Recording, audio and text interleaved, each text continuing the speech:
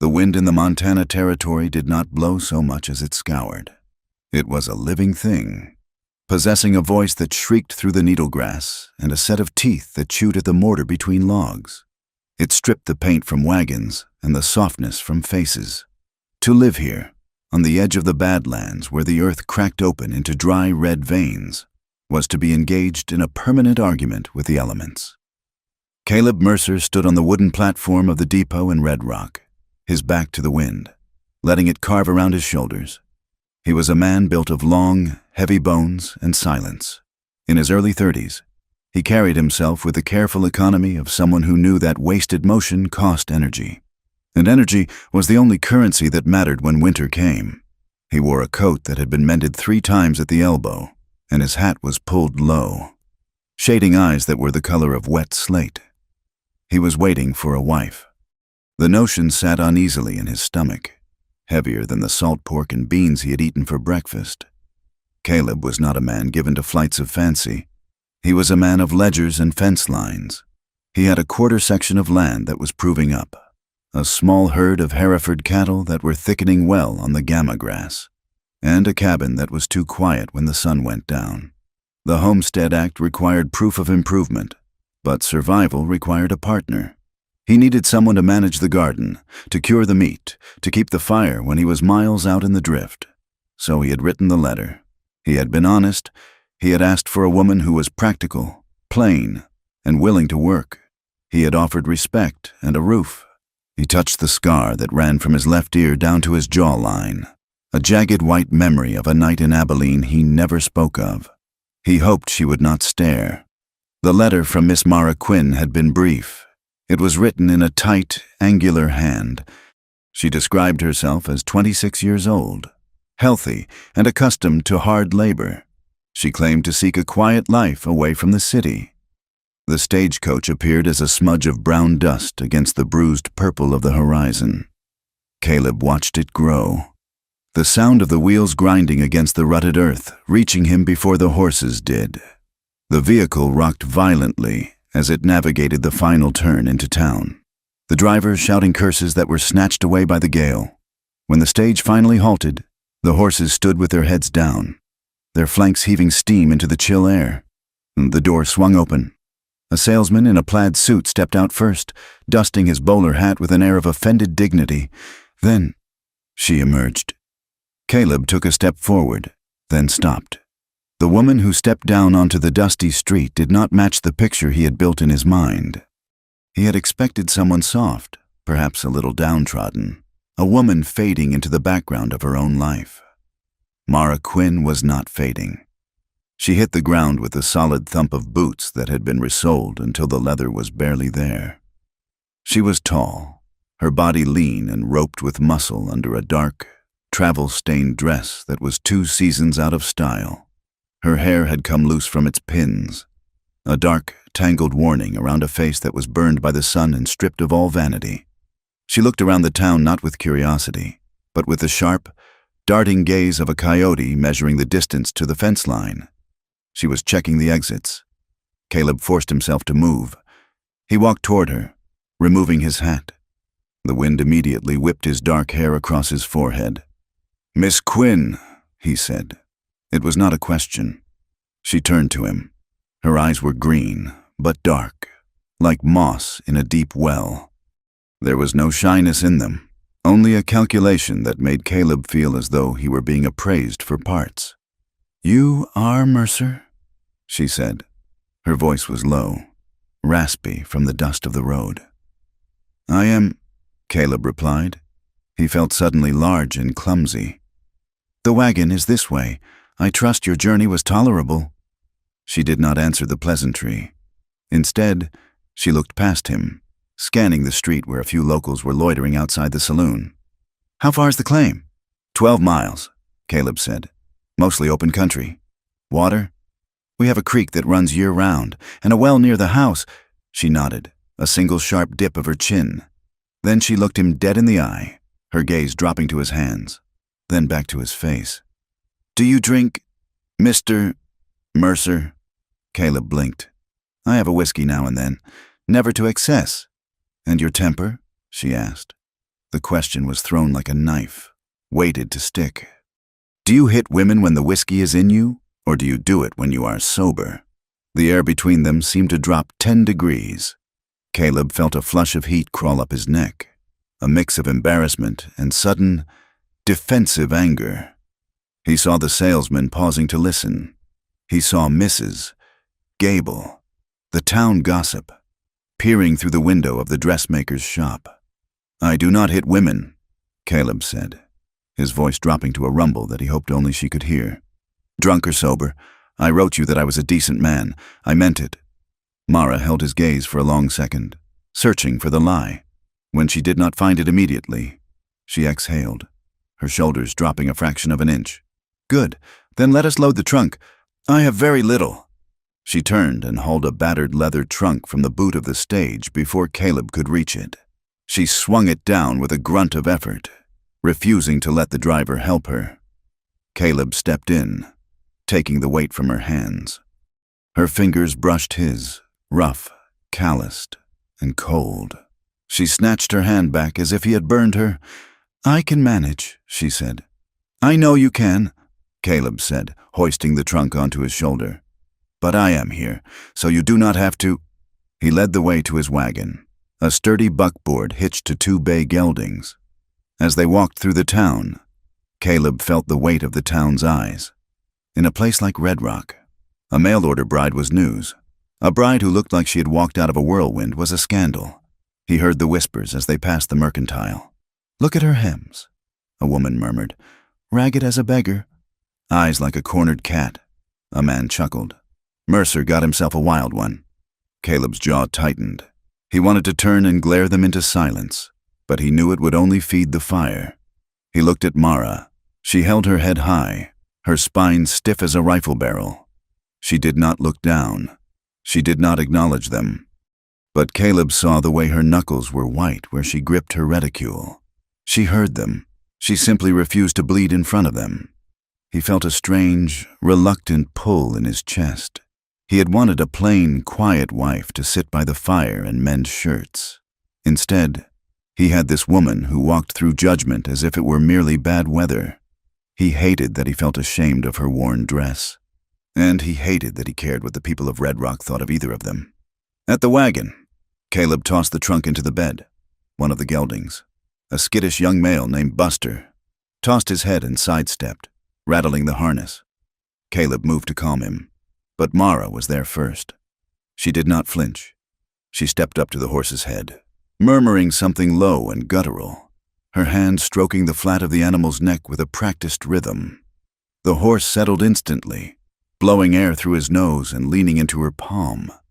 "He is check-shy," Mara said, running her hand down the bridle. "And this latch on the trace is cracked. It will snap if you put a heavy load on an uphill pull."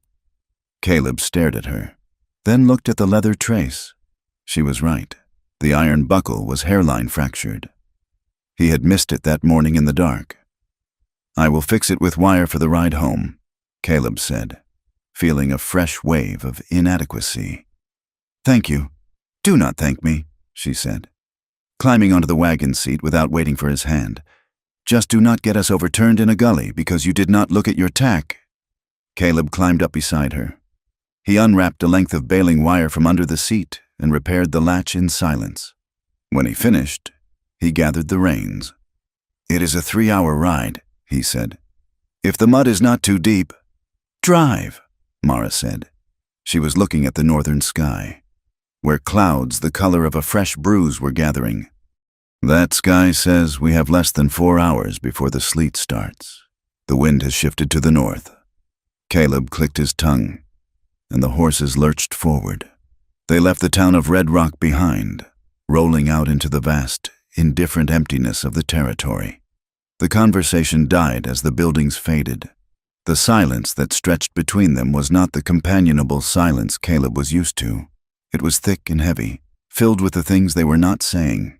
He drove with his eyes on the road, but he was acutely aware of her presence beside him. She smelled of lye soap and stale dust, a scent that was entirely devoid of flowers or sweetness. The landscape opened up, rolling hills of sage and scrub brush, giving way to the broken teeth of the Badlands in the distance. The wind was relentless. It tore at Mara's shawl, but she did not pull it tighter. She sat with her hands folded in her lap, watching the horizon. Caleb noticed her hands were shaking. At first, he thought it was the cold. Then, as the wagon hit a rut and she grabbed the bench to steady herself, he saw the tremor was deeper than that. It was the shaking of a muscle held too tight for too long. She was exhausted. She looked like someone who had not slept in a week, someone running on pure, distilled will. "There is food in the sack behind the seat," Caleb said, breaking the silence. "Biscuits and dried beef." "I am not hungry," she said. Her stomach growled loud enough to be heard over the creak of the wheels. She ignored it. "Eat," Caleb said gently. "The wind takes the heat out of you. You cannot work if you are empty." She hesitated, then reached back and took a piece of hardtack biscuit. She ate it slowly, guarding the food with her hand as if she expected someone to snatch it away. "Where are you from, Miss Quinn?" Caleb asked. "Your letter said Kansas." "I was in Kansas for a time," she said. "Before that, other places." "And what brings a woman like you to a place like this?" She turned to him, her eyes narrowing. "A woman like me?"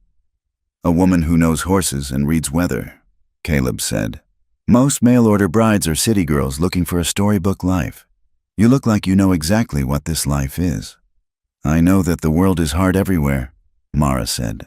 "And I know that a marriage contract is safer than being alone on the road. I want a roof that locks Mr. Mercer, and I want work that belongs to me. That is all." "Caleb," he said.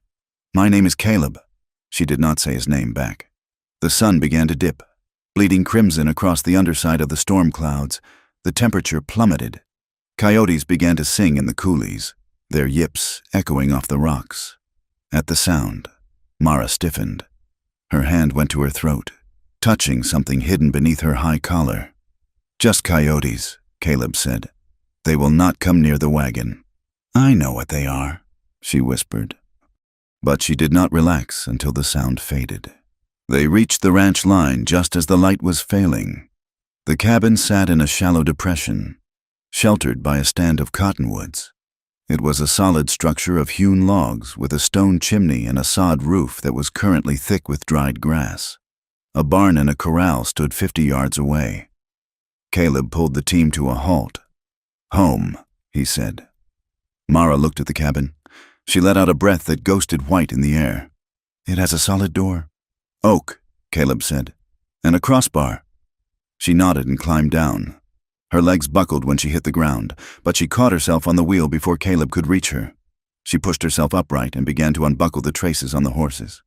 "Go inside," Caleb said. "I will tend the team." "We share the work," she said through gritted teeth. "That is the deal." "The deal starts tomorrow," Caleb said firmly. "Tonight, you go inside and light the stove. The wood is in the box. Go!" She looked ready to argue, but the cold was biting through her thin dress. She turned and marched to the cabin. By the time Caleb came in, the iron stove was ticking with heat, and a lantern was casting a golden glow over the single room. It was a tidy space, a table, 2 chairs, a washstand, and a bed in the corner covered in a buffalo robe. Mara was standing by the window, looking out into the dark. She had not taken off her coat. Caleb hung his hat on a peg. The intimacy of the room felt sudden and overwhelming. He had lived here alone for 5 years. Now, this wild, sharp-edged woman was standing in his kitchen, filling the space with her tension. "The bed is yours," Caleb said, gesturing to the corner. "I made up a pallet on the floor for myself." Mara turned, her eyes wide. "I do not need your charity. We are married. People will expect—" "We are married on paper," Caleb interrupted.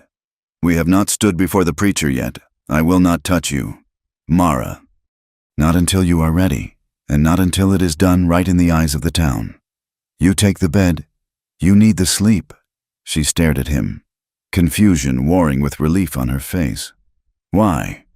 "Because I am not the men you have known before," Caleb said.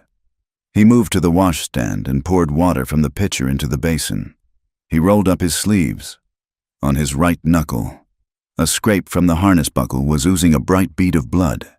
He dipped his hands into the water. He felt her eyes on him. She was watching him wash the blood away, her gaze fixed on the red swirl in the water. She watched his hands, large, scarred, but moving with a deliberate gentleness. "You are bleeding," she said. "It is nothing," Caleb said. He dried his hands on a rough towel. He moved to the stove and ladled stew from the pot he had left simmering at the back of the range before he left that morning. He filled 2 tin plates. He set one on the table, then paused and added a second large scoop of potatoes and beef to her plate. He placed it at the seat nearest the fire. "Sit," he said. They ate in silence. Mara ate quickly, wiping the plate clean with a piece of bread. Caleb watched her, noting the way she kept her back to the solid log wall, her eyes flicking to the window every time the wind rattled the frame. "Tomorrow," Caleb said, pushing his empty plate away. "We have to ride out to the north line. I need to check the fencing in the box canyon before the weather turns bad for good. It will be a hard day." "I can ride," she said. "I do not doubt it." Later, as the fire burned down to embers, Caleb lay on his bedroll on the floorboards. He listened to the sounds of the house, the wind outside, the settling of the logs, and the sound of the strange woman in his bed, breathing in shallow, jagged rhythms. She was asleep, but even in sleep, she sounded like she was running. The next morning broke gray and iron hard.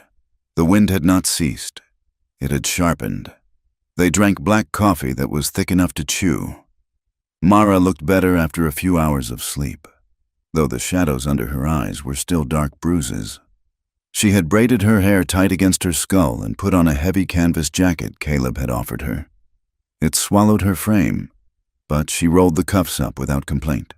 They rode out on 2 saddle horses, leaving the wagon behind. Caleb rode a roan gelding, and he put Mara on a steady mare named Bess, as he had suspected. She sat a horse as if she had been born in the saddle, her body moving in perfect fluid sync with the animal's gait. They rode north, toward the Badlands. The grass here was yellow and brittle, whistling in the wind. About 3 miles from the ranch, they saw a rider approaching. It was Old Man Titus, a neighbor who lived in a dugout 10 miles to the east. He pulled his mule up as they neared. Titus was a collection of rags and beard, with eyes that had seen too much sun. "Mercer," Titus croaked, nodding. He looked at Mara, his eyes widening.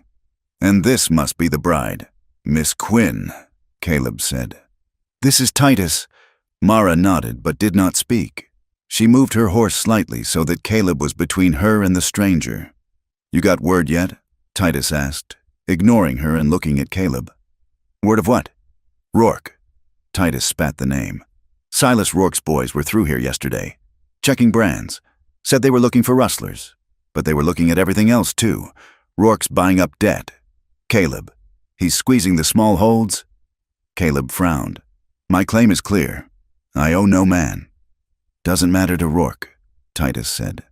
He lowered his voice, leaning over his saddle horn. "And he's got a new deputy in his pocket, man named Hale, mean as a rattlesnake." Titus cast a sideways glance at Mara. "You be careful, Caleb. A wild woman brings wild trouble. Rourke notices anything that don't fit. Best you keep her close, or send her back before she draws his eye." Caleb felt a flash of anger. "Miss Quinn is my concern. Titus, you worry about your own stock." Titus shrugged. "Just saying. The wind carries sense. Mercer, and Rourke is a wolf." He kicked his mule and rode on. Mara was silent as they continued riding. Caleb glanced at her. Her jaw was set so hard a muscle jumped in her cheek. "Who is Rourke?" she asked finally. "A rich man who thinks he is a king." Caleb said, "He owns half the valley. He likes to think he owns the people in it too." "And does he?" "Not me," Caleb said. "And not you." They reached the box canyon by noon. The walls rose up steep and red, cutting off the wind. They spent hours mending the wire fence that kept Caleb's cattle from wandering into the treacherous ravines beyond. Mara worked beside him, stretching the wire, holding the posts while he hammered. She was strong for her size, and she did not complain when the barbs tore at her gloves. By mid-afternoon, the sky turned a bruised, sickly green. The air pressure dropped so fast Caleb's ears popped. "Storm," Mara said, pointing. "It is moving fast." A wall of white was rushing toward them from the north, consuming the landscape. "We need to get back," Caleb said. "Now." They mounted up and spurred the horses into a gallop. They were halfway home when the storm hit. It was not snow. It was hail. Stones the size of marbles driving sideways on a 60-mile-an-hour wind. The horses panicked. The roar was deafening. The ground, already slick with freezing rain, turned to grease. They reached a washout, a dry creek bed that was now a torrent of mud and ice water. The trail narrowed dangerously along the edge.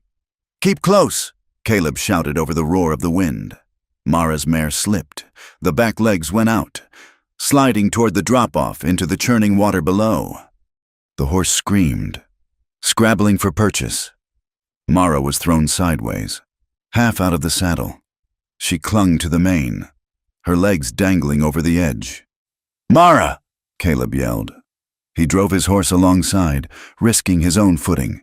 He reached out, his hand closing around her upper arm. At the contact, she froze. It was not a hesitation. It was a total shutdown. Her eyes went wide and vacant, her breath hitching in a terrified gasp. Her muscles locked rigid. She did not reach for him. She stared at his hand gripping her arm as if it were a shackle. In that split second, Caleb saw it, the sheer, blinding terror of a woman who has learned that a man's grip means pain. "I have you," Caleb roared, his voice cutting through the storm and her panic. "I have you, Mara! Let go of the mane! I have you!" She blinked, the present moment crashing back in. She looked at his face, wet with rain, eyes wide with fear. Not for himself, but for her. She forced herself to exhale.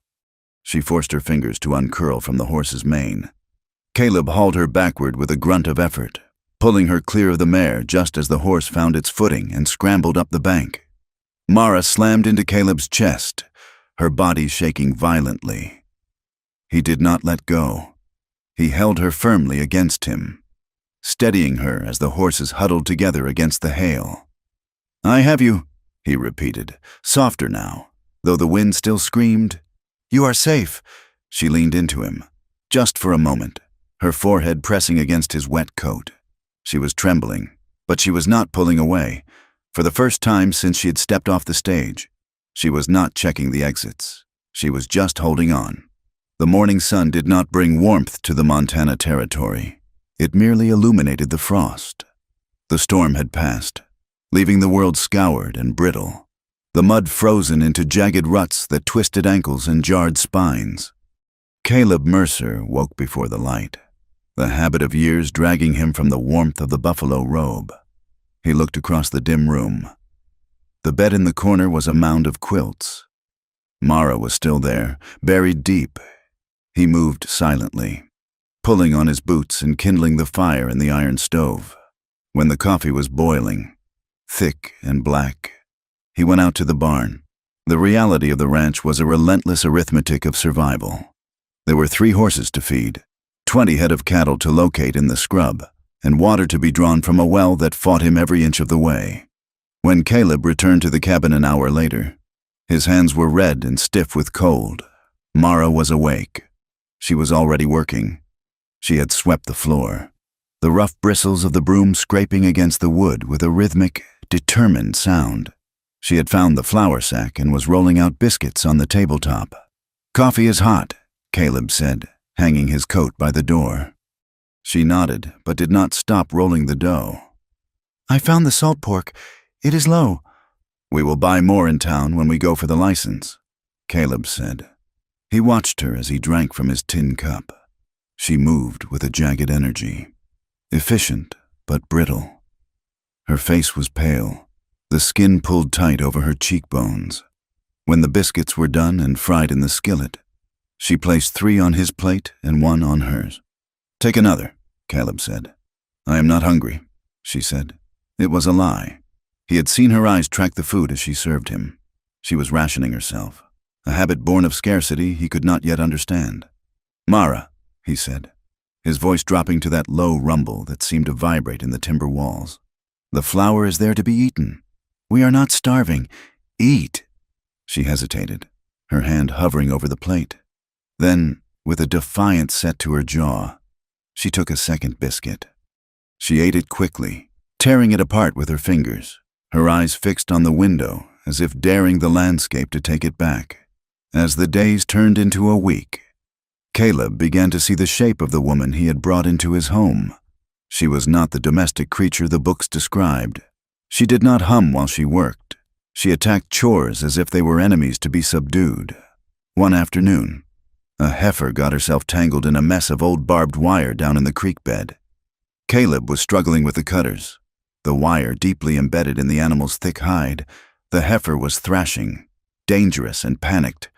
"Hold her head," Caleb shouted, wrestling with the wire. Mara did not just hold the head.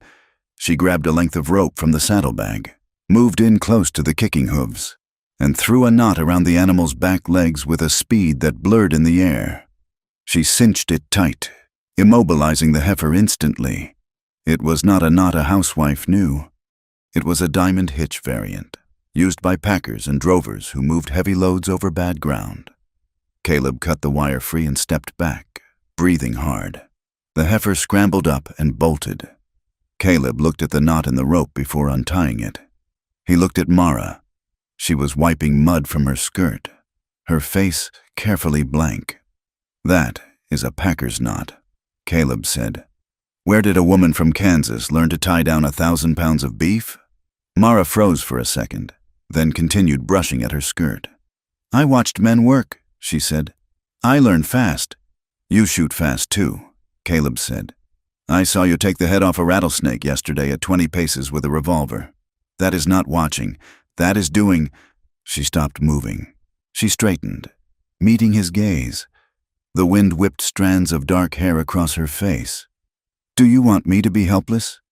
Mr. Mercer, would you prefer I scream when the snake strikes?" "No," Caleb said quietly. "I want to know who is watching my back." "A woman who wants to live," she said. "That is all you need to know." But it was not all. The silence between them was not empty. It was filled with questions Caleb was too polite to ask, and Mara was too guarded to answer. She pushed the boundaries of his patience, testing him, waiting for the temper she was sure he possessed. That evening, as the fire snapped in the grate, she pushed harder. "You live like a monk," she said, looking around the sparse cabin. "You work until your hands bleed. You speak only when necessary, and you have a scar on your face that looks like it was made by a skinning knife, yet you claim you are just a simple homesteader." Caleb looked up from the harness he was oiling. "I am a homesteader." "You are hiding," she said. Her voice was sharp, probing. "Just like me, but you demand my truth while keeping yours locked in a box." Caleb set the harness down. The leather creaked in the silence. He looked at the fire, the flames reflecting in his dark eyes. He could lie. He could tell her it was a farming accident, but he remembered the terror in her eyes during the storm, the way she had flinched when he touched her arm. Lies would not build a floor strong enough to hold them. "I was in Abilene," Caleb said. The words tasted like ash. 10 years ago. I was young and I thought I was hard. There was a card game. A man thought I was cheating. I was not." Mara sat very still, her hands resting in her lap. "He pulled a knife," Caleb continued, touching the jagged line on his jaw. "He opened my face. He was drunk and he was slow. I was not drunk. I broke his neck. The log in the fire settled with a shower of sparks." "It was a fair fight," Caleb said, his voice devoid of emotion. "The law said so, but the law does not wash your hands. I killed a man. Mara, I felt the life go out of him, and I found that I did not like the part of me that was good at it, so I came here. I walk away from fights now. I keep my head down." He looked at her, expecting fear. Instead, he saw a strange, dark recognition in her eyes. "You killed to survive," she said. "There is no shame in that." "There is a cost," Caleb said.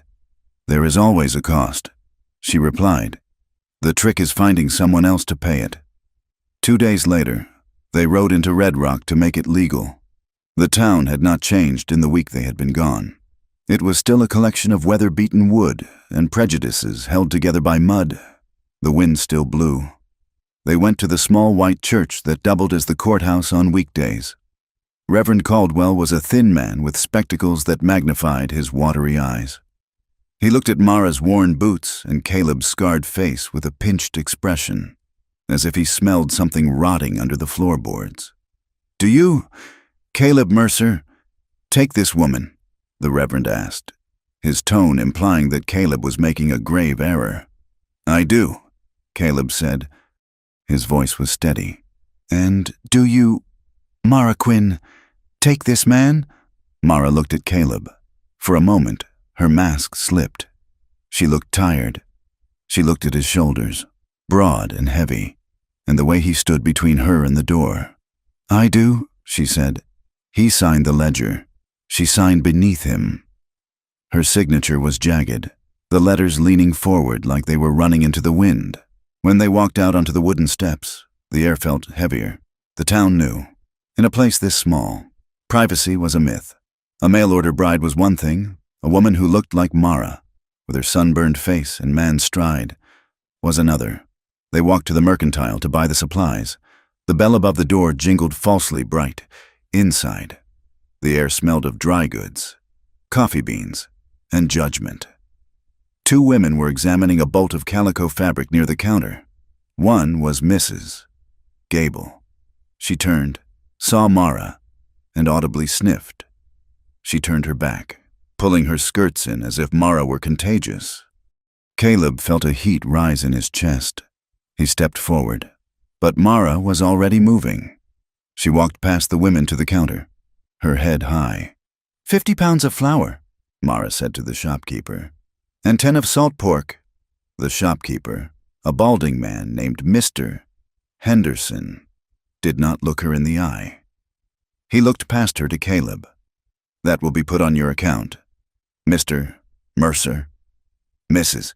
Mercer is speaking to you," Caleb said, his voice hard. "You can look at her." Henderson cleared his throat, flushing pink. "Of course, 50 pounds. From the back of the store, near the barrel of whiskey." A voice drifted out. It was distinct, slurred, and ugly. "Mercer buying used goods," the voice sneered. "Reckon she came cheap. Looks like she's been ridden hard and put away wet." The silence in the store was absolute. Caleb turned slowly. The man was a drifter, one of the seasonal hands that drifted through the territory. He was leaning back, a smirk on his face, chewing on a toothpick. Caleb's hands curled into fists at his sides, the old violence, the cold thing he kept buried in the cellar of his soul, rattled the door. He took a step toward the man. "Caleb!" Mara's voice was like a whip crack. She was not looking at the man. She was looking at Caleb. Her eyes were blazing. "Do not," she said. "He insulted you," Caleb said, his voice vibrating. "He is a fool with a mouthful of whiskey," Mara said. She turned to the man. She did not raise her voice. She did not shout. She looked him up and down with a cold, clinical distaste, as if he were a horse with a broken leg. "I have survived blizzards, droughts, and men with far more power than you," she said. "Your words are like the wind in this town, empty and dirt cheap." She turned back to the counter. "The flour, Mr. Henderson. We are in a hurry." The drifter blinked, his smirk faltering. He had expected tears, or perhaps a screaming match. He had not expected to be dismissed as irrelevant. The women by the fabric bolt stared, mouths slightly open. Caleb stood there, his heart hammering against his ribs. He wanted to break the man's jaw, but he looked at Mara, standing rigid at the counter, refusing to let them see her bleed. He realized that fighting the man would only prove the town right, that they were wild, violent people. Mara was fighting a different war. He stepped up beside her. He placed his hand on the counter, next to hers. "Add a tin of peaches," Caleb said to the clerk. "And a new ribbon, blue, for my wife." The ride home was quiet, but the quality of the silence had shifted. The hostility of the town had pushed them into the same trench. Over the next few weeks, A strange, tentative domesticity began to take root in the cabin. It was not the soft, decorative home life of the magazines. It was a partnership of survival. Mara began to change the space. She mixed mud and straw and patched the drafty cracks around the window frame, stopping the whistle of the wind. She found a patch of hardy sage and wild mint near the creek and transplanted them into a wooden box by the door. She took Caleb's torn shirts, the ones he had clumsily stitched with fishing line, and mended them with tiny, invisible stitches. Caleb would come in from the cold to find the cabin warm, the smell of drying herbs cutting the scent of wood smoke. He would watch her sitting by the fire, her head bent over her work, and feel a tightness in his chest that had nothing to do with the weather. He was grateful, and he was terrified. The first shift happened on a Tuesday night. The wind was howling outside, a banshee scream that made the logs groan. Inside, the lamp cast a circle of yellow light over the table. They were sitting close, the table small enough that their knees were almost touching. Caleb was repairing a bridle. Mara was darning a sock.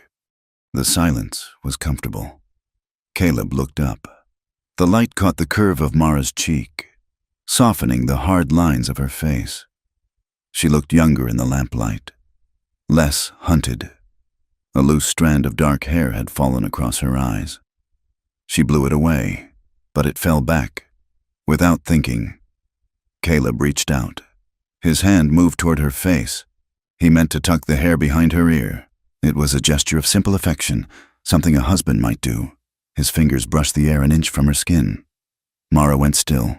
She did not flinch this time. She did not pull away. She looked up, her eyes locking onto his. Her breathing stopped. Caleb froze. His hand hovered there, large and scarred, caught between intent and retreat. He saw the pulse fluttering in the hollow of her throat. "Mara," he whispered. She did not speak. She leaned forward, just a fraction of an inch. It was a dare.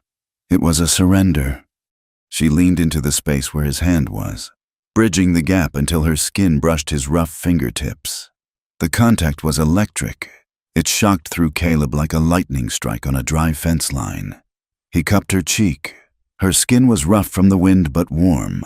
Her eyes were wide, dark, searching his face for any sign of the violence she feared. He leaned in. She did not retreat. Their lips met. It was not a gentle, courtly kiss. It was the collision of two people who had been starving for a long time. It was brief, hard, and desperate. Caleb tasted coffee and fear and a sudden, overwhelming sweetness. He pulled back, his breath coming ragged. He was shaken by the intensity of it, by how much he wanted to pull her out of that chair and onto the buffalo robe.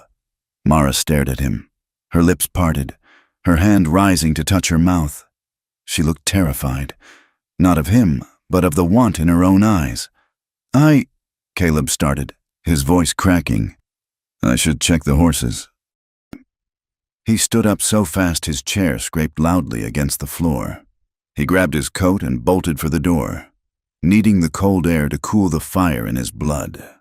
Mara stayed at the table, touching her cheek where his hand had been. The intimacy brought new dangers. The closer they got, the more the secrets chafed. 2 days later, Mara was washing up at the basin. She had unbuttoned the top of her high collar to scrub her neck.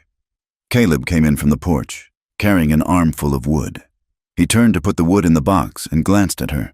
She had a locket around her neck, a small, tarnished silver oval on a leather thong.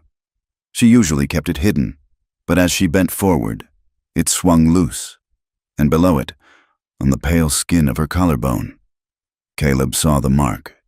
It was a scar, but it was not a clean line like his. It was a burn mark, circular and puckered, old and faded but unmistakable. It looked like the mark of a cigar tip, pressed into skin and held there. Caleb dropped a piece of firewood. The clatter made Mara spin around, clutching her collar closed. "What is it?" she snapped, her eyes darting to his face. Caleb stared at her hand clutching the fabric. He felt a cold knot of nausea in his stomach. He knew violence. He knew the difference between a wound from a fall and a wound from cruelty. "Nothing," Caleb lied. Just slipped. He knelt to pick up the wood, his heart hammering with a new, dark rage. Someone had hurt her. Someone had branded her. The realization made him want to burn the world down. The outside world, however, was not finished with them.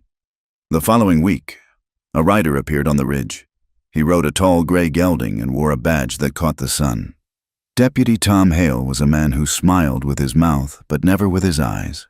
He was young, handsome in a slick, city way, with a mustache that was waxed to sharp points. He worked for the sheriff, but everyone in the county knew he belonged to Silas Rourke. He rode into the yard just as Caleb was chopping wood. Mara was on the porch, shaking out a rug. "Afternoon," Hale called out, swinging down from his horse with practiced ease. He tipped his hat to Mara. "Mrs. Mercer, a pleasure to see a lady's touch on this place." Mara went still. She folded the rug slowly, her eyes fixing on Hale like he was a wolf at the tree line. "Deputy," Caleb said, driving the axe into the stump. "What brings you out?" "Just riding the rounds," Hale said, walking closer. He moved with a swagger that set Caleb's teeth on edge. "Mister, Rourke likes to make sure the new families are settling in well. Heard you got hitched. Wanted to pay my respects." Hale's eyes drifted over Mara, lingering on her figure in a way that felt like a physical touch. "You have done well for yourself. Mercer, she is a fine-looking woman. A bit sturdy, maybe, but that is good for the winters. State your business." "Hale," Caleb said, stepping between the deputy and the porch. Hale smiled, showing white teeth. "Just checking. Caleb, just checking. You know, we have had reports of some unsavory types drifting in from the territories. Women with debts. Women running from the law. Just making sure everything is legitimate." He looked past Caleb to Mara. "You have papers, I assume. Mrs. Mercer? Identification?" "My husband has my papers," Mara said. Her voice was flat, metallic. "Of course," Hale said. "Well, I will be seeing you around. Rourke is expanding his grazing rights to the south. We will be neighbors, in a way." He mounted his horse. He looked down at Mara one last time. "You take care now. It is a dangerous country for a woman with a past." He rode off, whistling. Mara stood on the porch, her face gray. She dropped the rug. "He knows," she whispered. "He knows nothing," Caleb said, though he did not believe it. "He is fishing. He is a hunter," Mara said. She turned to Caleb, gripping his arm. Her fingers dug into his muscle. "You need to clean the rifles. Caleb, not just the shotgun, the repeaters. And we need to keep the horses in the corral at night, not the pasture. Mara, you are safe here," Caleb said, trying to soothe her. "No," she hissed. "Men like that do not come to talk about grazing rights. He was measuring the drop on you. He was counting the exits." Caleb looked at the dust settling behind the deputy. He felt a crushing weight of guilt. He had promised her a home. He had promised safety. And now, the very ground they stood on felt like a trap. He hated that he could not dismiss her fear as hysteria. He knew men like Hale, and he knew that Mara was right. That night, the wind died, leaving a silence that was even louder. Caleb lay on his pallet, staring at the ceiling. He had cleaned the Winchester repeater. It was leaning against the wall, loaded. He heard Mara tossing in the bed.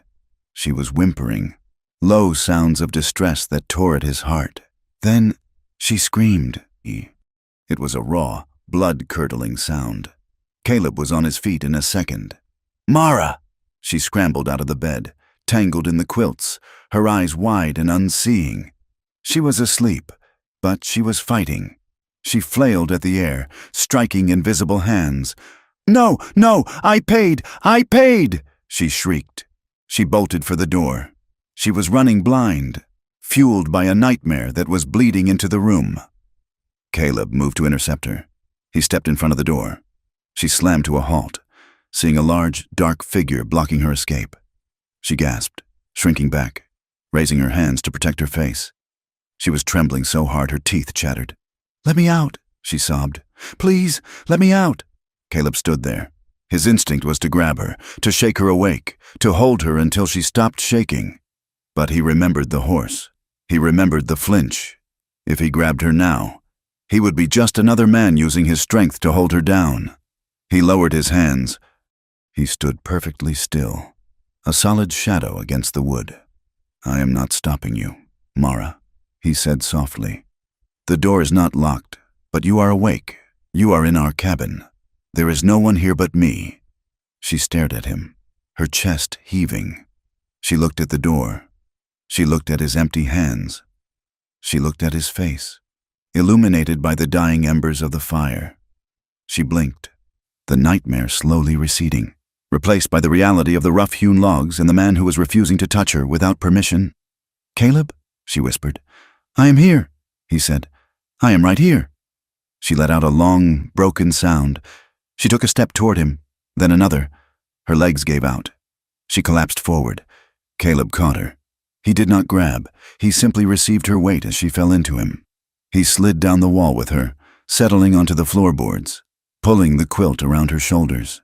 She buried her face in his chest, sobbing, deep, wrenching sobs that shook her entire body. It was the sound of a dam breaking. Caleb held her.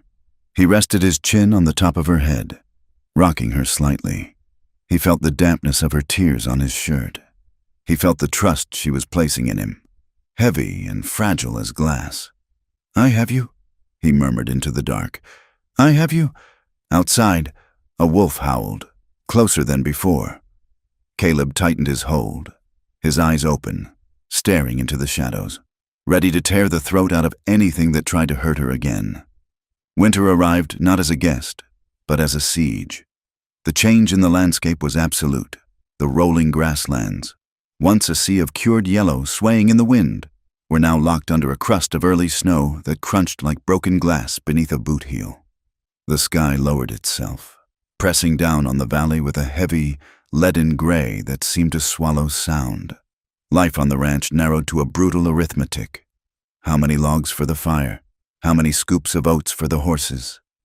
How many bullets for the wolves that had grown bold enough to skirt the edge of the corral in the blue twilight? Caleb Mercer stood by the barn door, watching the ridgeline. The breath left his lungs in thick white plumes. He had seen the tracks that morning, large pads, deep in the drift, circling the heifer pen. The wolves were testing the wire. They were measuring the defenses. Mara came out of the cabin, a wool shawl wrapped tight around her head and shoulders, carrying a pail of steaming mash for the chickens. She moved differently now. The frantic, cornered energy of her arrival had settled into a grim, efficient endurance. She walked with her weight forward, fighting the wind that never seemed to stop. She poured the mash, scraping the pail clean, then walked over to stand beside him. She did not speak immediately. She followed his gaze to the tree line. "They are closer," she said. It was a statement of fact, devoid of panic. "Hunger makes them stupid," Caleb said. "Or brave. I will set the traps along the creek line tonight." Mara nodded. She looked at his hands, resting on the top rail of the fence. They were cracked from the cold, the knuckles raw. "I can help you set them. I know how to hide the scent with wood ash." Caleb looked at her. "Where does a woman learn to trap wolves? Mara?" She turned her face to the wind, her eyes narrowing against the biting grit. "In the mining camps," she said. "Up in the Dakota Territory, I spent a winter in a place called Deadwood. The wolves there had 2 legs, mostly, but you learned to set traps for the 4-legged ones if you wanted to keep your meat." It was the first time she had named a place. Deadwood, a rough, lawless scar on the map where gold dust bought anything, including silence. "You were alone there?" Caleb asked. He kept his voice neutral, looking at the horizon so she would not feel pinned by his gaze. "I was running," she said. "I learned that if you move fast enough and keep your mouth shut, people forget you are there. I washed clothes. I cooked. I learned that men with power are the same in a silk vest or a canvas coat. They think the world is something they can put in their pocket." She paused, her hand coming up to touch the hidden shape of the locket beneath her coat. "There was a man there," she said, her voice dropping so low the wind almost took it. He offered me protection, a warm room. He said it was charity, but there is no charity in those places.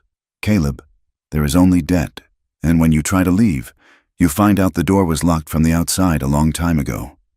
Caleb felt a muscle jump in his jaw. He wanted to ask his name. He wanted to know who had put the shadow in her eyes. But he sensed the fragility of the moment. She was offering him a piece of the truth, jagged and sharp. If he grabbed for it, she would pull back. "You got out," Caleb said. "I climbed a window," she said. "I stole a horse. I rode until the horse died, and then I walked. I have been walking ever since." She looked up at him then. The fear was there, deep down, but it was overlaid with a fierce, terrifying exhaustion. "I am tired of walking. Caleb—" "Then you stop," Caleb said. He reached out and covered her gloved hand with his own on the fence rail. "You are here. The door is locked from the inside now, and I have the key." She looked at his hand covering hers. She did not pull away, but she did not relax. "Men like that," she said softly, "they have long reaches, and they do not like to lose what they think they own." The trouble did not come from the past. Initially, it came from town. 3 days later, they hitched the wagon to go into Red Rock. The supplies were dangerously low. They needed flour, coffee, and salt to cure the last of the venison. The trip was a necessity, not a choice. The town was huddled against the cold, smoke pumping from every chimney. The streets were frozen mud as they walked toward the mercantile. Caleb felt the eyes on them. It was heavier than before. The gossip had curdled into something sour. They entered the store. The warmth was stifling after the ride. Mr. Henderson was behind the counter, weighing nails for a farmer. When he saw Mara, his hands stilled. He wiped them on his apron, his eyes darting to the back of the store. "Mr. Mercer," Henderson said. His voice was tight. "Mrs. Mercer. Henderson." Caleb nodded. "We need 50 pounds of flour and coffee." Mara moved to the dry goods section. Examining a bolt of flannel, she needed warm layers. She reached out to touch the fabric, checking the weave. "Do not touch what you cannot buy," a voice said. Deputy Hale stepped out from behind a stack of crates. He was smiling, but his eyes were flat and hard, like polished stones. He was chewing on a matchstick. Mara withdrew her hand slowly. "I am checking the quality. Deputy, that is customary." "For paying customers," Hale said. He moved closer. Invading her space, he smelled of bay rum and stale tobacco. "But we have had some inventory go missing lately, Mrs. Mercer. Small things, silver buttons, a pocket watch. Funny how things disappear when strangers come to town." The store had gone quiet. The farmer with the nails watched, eyes wide. Caleb stepped between them. He moved with deceptive slowness, placing his large frame as a shield. "Are you accusing my wife of something, Hale?" "Just doing my job." "Mercer," Hale said, looking up at Caleb with a sneer. "Just asking questions. Maybe she should turn out her pockets, just to be sure." "She will do no such thing," Caleb said. His voice was a low growl. "We are here to buy flour. If you have a warrant, show it. If not, step back." "I don't need a warrant to stop a thief," Hale said. He lunged forward, grabbing for Mara's arm. It was a setup. Caleb saw it a second too late. Hale wasn't trying to find stolen goods. He was trying to provoke a fight. He wanted Caleb to swing. He wanted a reason. Mara was faster. She twisted away from Hale's grip, but as she moved, Hale's other hand flashed out and knocked her reticule from her grasp. It hit the floor, spilling its contents, a handkerchief, a few coins, and a silver pocket watch that slid across the floorboards.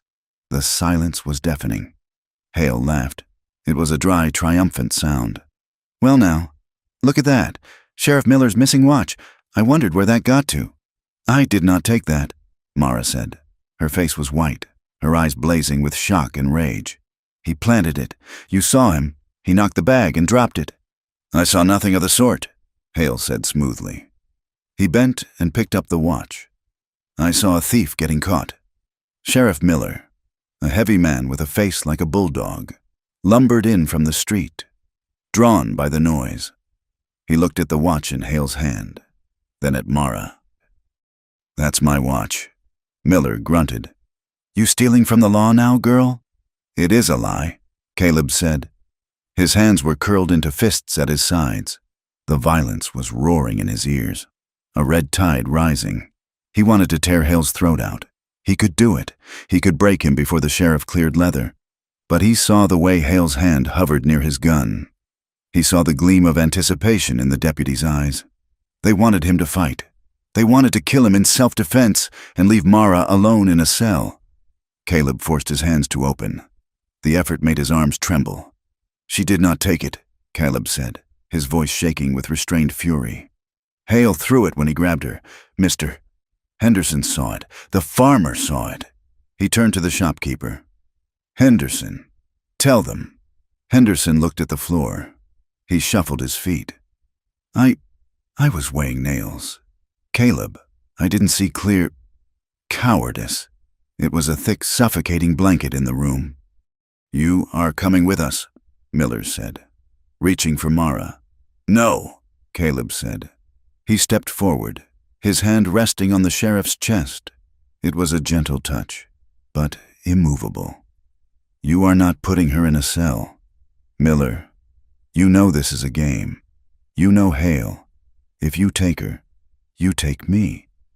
And if you take me, I will make sure the circuit judge hears about how you run this town when he comes through in spring."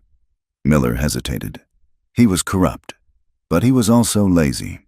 And he knew Caleb Mercer was a man who paid his taxes and had never caused trouble. Arresting a homesteader for a petty theft that looked like a setup was paperwork. Arresting Caleb Mercer after a bloodbath was a career ender. "Fine," Miller spat. "Take her home. But she doesn't come back into this town until this is sorted. And if anything else goes missing, Mercer, I won't be asking nicely." "Get out," Hale whispered to Mara, leaning close. "Run along, little bird, before the cage closes." They walked out. The shame burned hotter than the wind. People were watching from the windows. They had seen the confrontation. They saw the guilt in the way they were leaving without supplies. "Wait," a voice called out from the boardwalk. They turned. Elspeth Crowley stood there. She was a tall woman in black widow's weeds, her face lined and severe, holding a basket of eggs. She was the town midwife and the schoolteacher, a woman who had birthed half the town and taught the other half to read. She was the only person in Red Rock who scared the sheriff. She walked up to them. She did not look at Caleb. She looked at Mara. "I was across the street," Elspeth said clearly.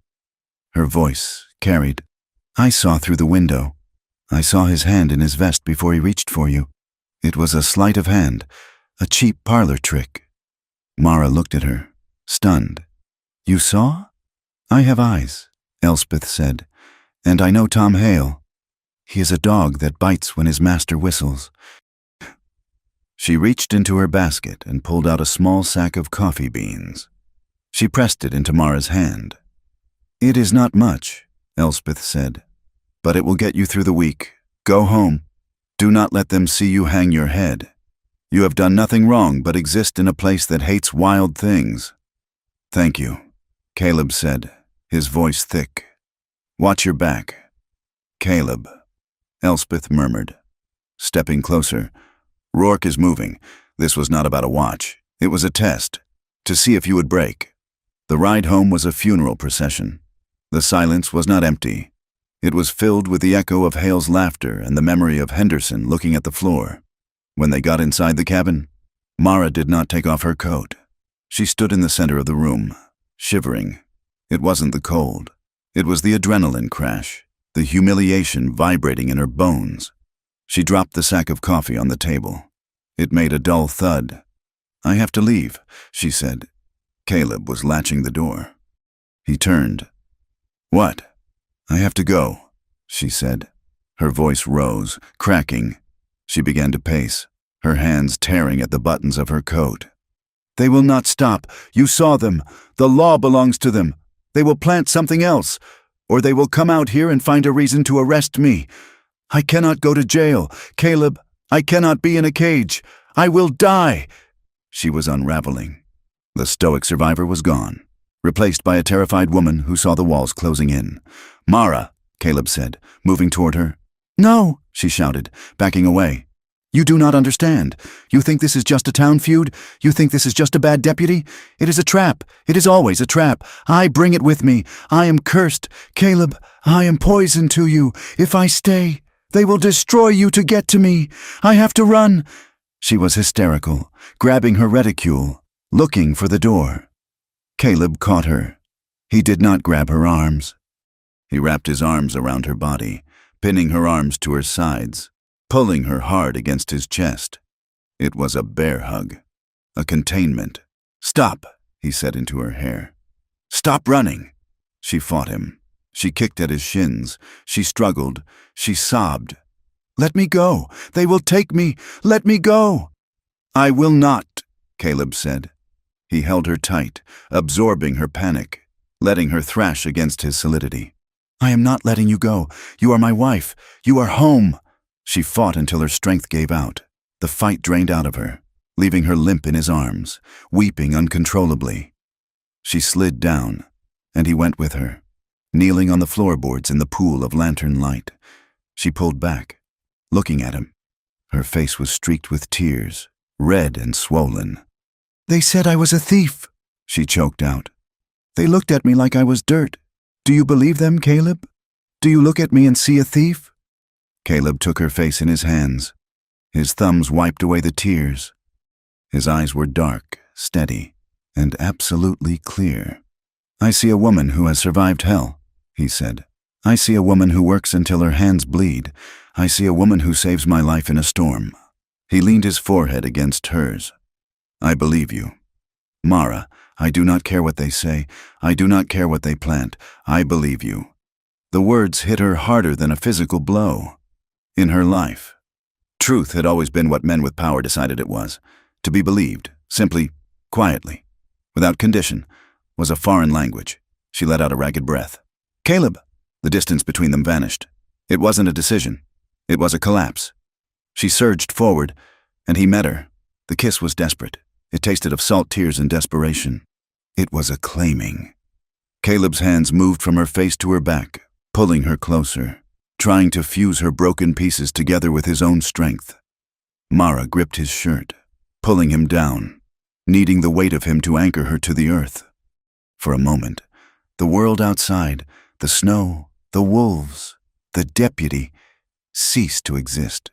There was only the heat of their bodies and the frantic, clumsy language of desire. Caleb shifted, pressing her back toward the floor, his body covering hers, shielding her. Then he stopped. He pulled back, his breathing harsh. His eyes were black with want, but his hands stilled on her waist. Mara looked up at him, her lips swollen, her eyes asking a question. Not like this, Caleb rasped.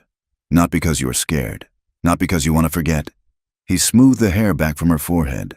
His touch was trembling, but gentle. When we are together, Mara, it will be because you chose it, not because you are running from something else. I will not be another thing that happened to you. I want to be the thing you choose. Mara stared at him. The respect in his eyes was terrifying. It demanded more from her than submission. It demanded her whole self. She reached up and touched his scar. I am not running from you, she whispered. I know, Caleb said. He kissed her forehead, a lingering seal of protection. But we have a fight to finish first. He helped her up. They sat at the table, the adrenaline fading into a weary resolve. Tell me, Caleb said. Tell me what you are really afraid of. It is not just the jail cell. Mara looked at the fire. She pulled the locket from her dress. She opened it. Inside was not a picture, but a tiny, folded scrap of paper. I told you I ran from a man, she said. His name is not important, but he worked for men like Rourke. He ran a dance hall in the camps, but it was not just dancing. She took a breath. I signed a paper. I was starving. I was 16. I signed a contract for domestic service. I thought it meant cleaning. It meant I belonged to the house. For 5 years, I ran after 2. She looked at Caleb. If they find that paper, if they connect Mara Quinn to the name I used then, the law says I am in breach of contract. They can drag me back, legally. They can make me work off the debt, and the debt never ends. Caleb, they add interest for every day you are gone. Caleb felt the blood drain from his face. It was not just bullying. It was slavery with a seal of approval. That is why Hale is pushing, Caleb said. Rourke buys debts. He buys contracts. If he finds out who you are, he owns me, Mara finished. That is why I have to run. I would rather freeze in the past than go back to that room. You are not going back, Caleb said. His voice was iron. We are going to fight this, but we cannot fight it with guns. We need proof that the contracts are illegal. We need a judge who isn't bought. 2 days later, the Hope arrived in a basket of knitting. Elspeth Crowley rode out to the ranch on her old mare. She claimed she was checking on a neighbor's baby, but she stopped at the Mercer gate. Mara invited her in. Elspeth sat by the fire, unwrapping a bundle of yarn. Deep inside the ball of gray wool was a folded piece of paper. I used to teach the children of the county clerk, Elspeth said, keeping her voice low. Before he died, I helped organize his papers. I saw things. Rourke has a ledger. He keeps it in the safe at the land office, where his nephew works.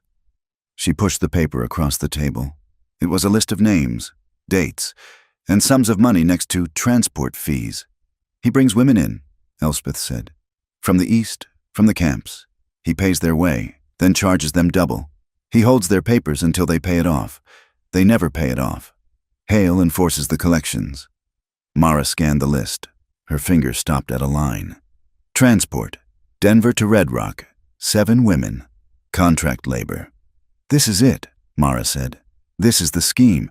If we can get that ledger. It is a federal crime, Caleb said. Peonage. It was outlawed. If we can get this to a U.S. Marshal. There is a marshal in Helena, Elspeth said. Marshal Davis. He is a hard man, but he hates Rourke. He tried to pin a cattle theft on him years ago. Helena is a 4-day ride, Caleb said. Through the snow. Better than a life in a cage, Mara said. Her eyes were bright now. She had a target. She wasn't the prey anymore. She was the hunter. We need the ledger, Caleb said. We cannot go to Helena with stories. We need the book. The nephew drinks, Elspeth said dryly. And he leaves the office unlocked when he visits the saloon on Friday nights. It was a plan. A desperate, dangerous plan. But it was a chance. They spent the evening mapping the route to Helena, counting their ammunition, preparing for a siege. For the first time, Mara slept soundly, her head on Caleb's shoulder, her hand resting on his chest. The next morning, the illusion of time was shattered. They were in the barn, graining the horses, when the dogs started barking. Not the warning bark for wolves, but the deep, aggressive bark for intruders. Caleb grabbed his rifle. He stepped out of the barn, Mara close behind him with the shotgun. A single rider sat in the yard. It was not Hale. It was a man in a long duster coat, his face obscured by a scarf. He sat a magnificent black stallion that looked too expensive for a working cowboy. The man did not draw a weapon. He held up a gloved hand. Mr. Mercer, the man said. His voice was cultured, smooth, and utterly terrifying. Mrs. Mercer, who are you? Caleb demanded, raising the rifle. I am a messenger, the man said. From Mr. Rourke. He sends his regards. The man reached into his coat. Caleb tensed, finger on the trigger. But the man pulled out a piece of paper, a yellowed, folded document. He tossed it onto the snow. Mr. Rourke has come into possession of an interesting contract, the man said. It seems he purchased the assets of a defunct mining operation in the Dakotas, including their outstanding labor debts. Mara made a small, strangled sound. He recognized the description. The writer said, a striking woman. Hard to forget. The writer smiled beneath his scarf. Mr. Rourke is a reasonable man. He wants what is his. He invites Mrs. Mercer to come to town tomorrow to discuss the terms of her repayment. He feels she could work off the debt at his ranch. He has a large house. He needs staff. She is not going anywhere, Caleb said. If she does not come, the writer continued, as if Caleb had not spoken, then Mr. Rourke will be forced to seek compensation elsewhere. He understands you have a fine herd of cattle, Mr. Mercer, and a barn that looks quite flammable in this dry winter air. And accidents. Well, they happen so frequently out here. The rider gathered his reins. The horse danced, kicking up snow. Noon tomorrow, Mrs. Mercer, the rider said, or we burn you out. The choice is yours. He wheeled the horse and galloped away, disappearing over the ridge into the blinding white of the coming storm. Caleb and Mara stood in the silence. The paper lay on the snow between them, a yellow stain on the white. Caleb looked at Mara. Her face was pale, but her eyes were dry. She shifted the shotgun in her hands. She pumped the action. The sound, clack, clack, echoed like a gavel drop. We are not running, she said. No, Caleb said. He looked at the smoke trail of the rider. We are not running. The ranch was no longer a home. It was a fortress built of logs and silence. For 3 days. Caleb and Mara did not sleep at the same time. They moved through the hours in a grim rotation of watchfulness and labor. The snow had stopped falling, but the wind had scoured the drifts into hard, frozen waves that looked like a petrified ocean. The temperature hovered far below freezing, a cold so absolute it seemed to snap the air like a dry twig. They prepared for a siege. It was a methodical dismantling of comfort in exchange for survival. Caleb moved the bulk of the winter stores, the sacks of flour, the dried venison, the precious coffee, out of the cabin. He pried up the floorboards in the tack room of the barn and cached the food there, wrapping it in oilcloth to keep the damp out. If Rourke's men burned the cabin, they would not starve. Mara took charge of the horses. They led the animals out of the main corral, which was too visible from the ridge, and picketed them in a deep, blind coulee a quarter-mile behind the house. The coulee was choked with scrub oak and shadowed by a limestone overhang, a natural hide that broke the wind and hid the steam of the horse's breath. It is not enough to hide them, Mara said, rubbing soot over the white star on the mare's forehead. We have to make them look like they are gone, driven off. She worked with a terrifying efficiency. She brushed out their hoofprints with a pine bough as they walked back to the cabin. She was reading the land not as scenery, but as a chessboard where a single mistake meant checkmate. Rourke did not attack directly. He was a man who understood that fear was a more effective weapon than fire, and he let the silence stretch until it hummed. Then he began to pluck at the strings. On the 4th morning, Caleb found the north fence line cut. It was not a simple break. 100 yards of barbed wire had been snipped into useless ribbons, the posts sawed through at the base. 20 head of cattle had been scattered into the Badlands, driven off by men who knew how to move quiet and fast. The next day, a small fire was set near the barn. It had not spread, likely doused by a shift in the wind. But the scorched black circle in the snow was a signature. In the center of the burn mark, someone had left a woman's hair comb. It was cheap, tortoiseshell, and broken in half. Caleb stood over the blackened snow, his hands shaking. It was not fear. It was a rage so pure and white-hot it nearly blinded him. He felt the old rhythm in his blood, the pulse of the fighter he had buried in Abilene. He wanted to saddle the roan. He wanted to ride into town, walk into the saloon or the land office, and beat Silas Rourke until the man could not stand. He turned toward the house, his boots crunching violently on the ice. He reached for his Winchester leaning against the porch rail. No! Mara was there. She stood in the doorway, wrapped in the heavy canvas coat, her face pale but her eyes steady. Get out of my way. Mara, Caleb said. His voice was a stranger's voice, low and grinding. They are mocking us. They are leaving tokens like we are children to be frightened. I am going to finish it. You will ride into town, Mara said, not moving. You will kill one of them, maybe two, and then the sheriff will shoot you down in the street like a mad dog, and Rourke will win."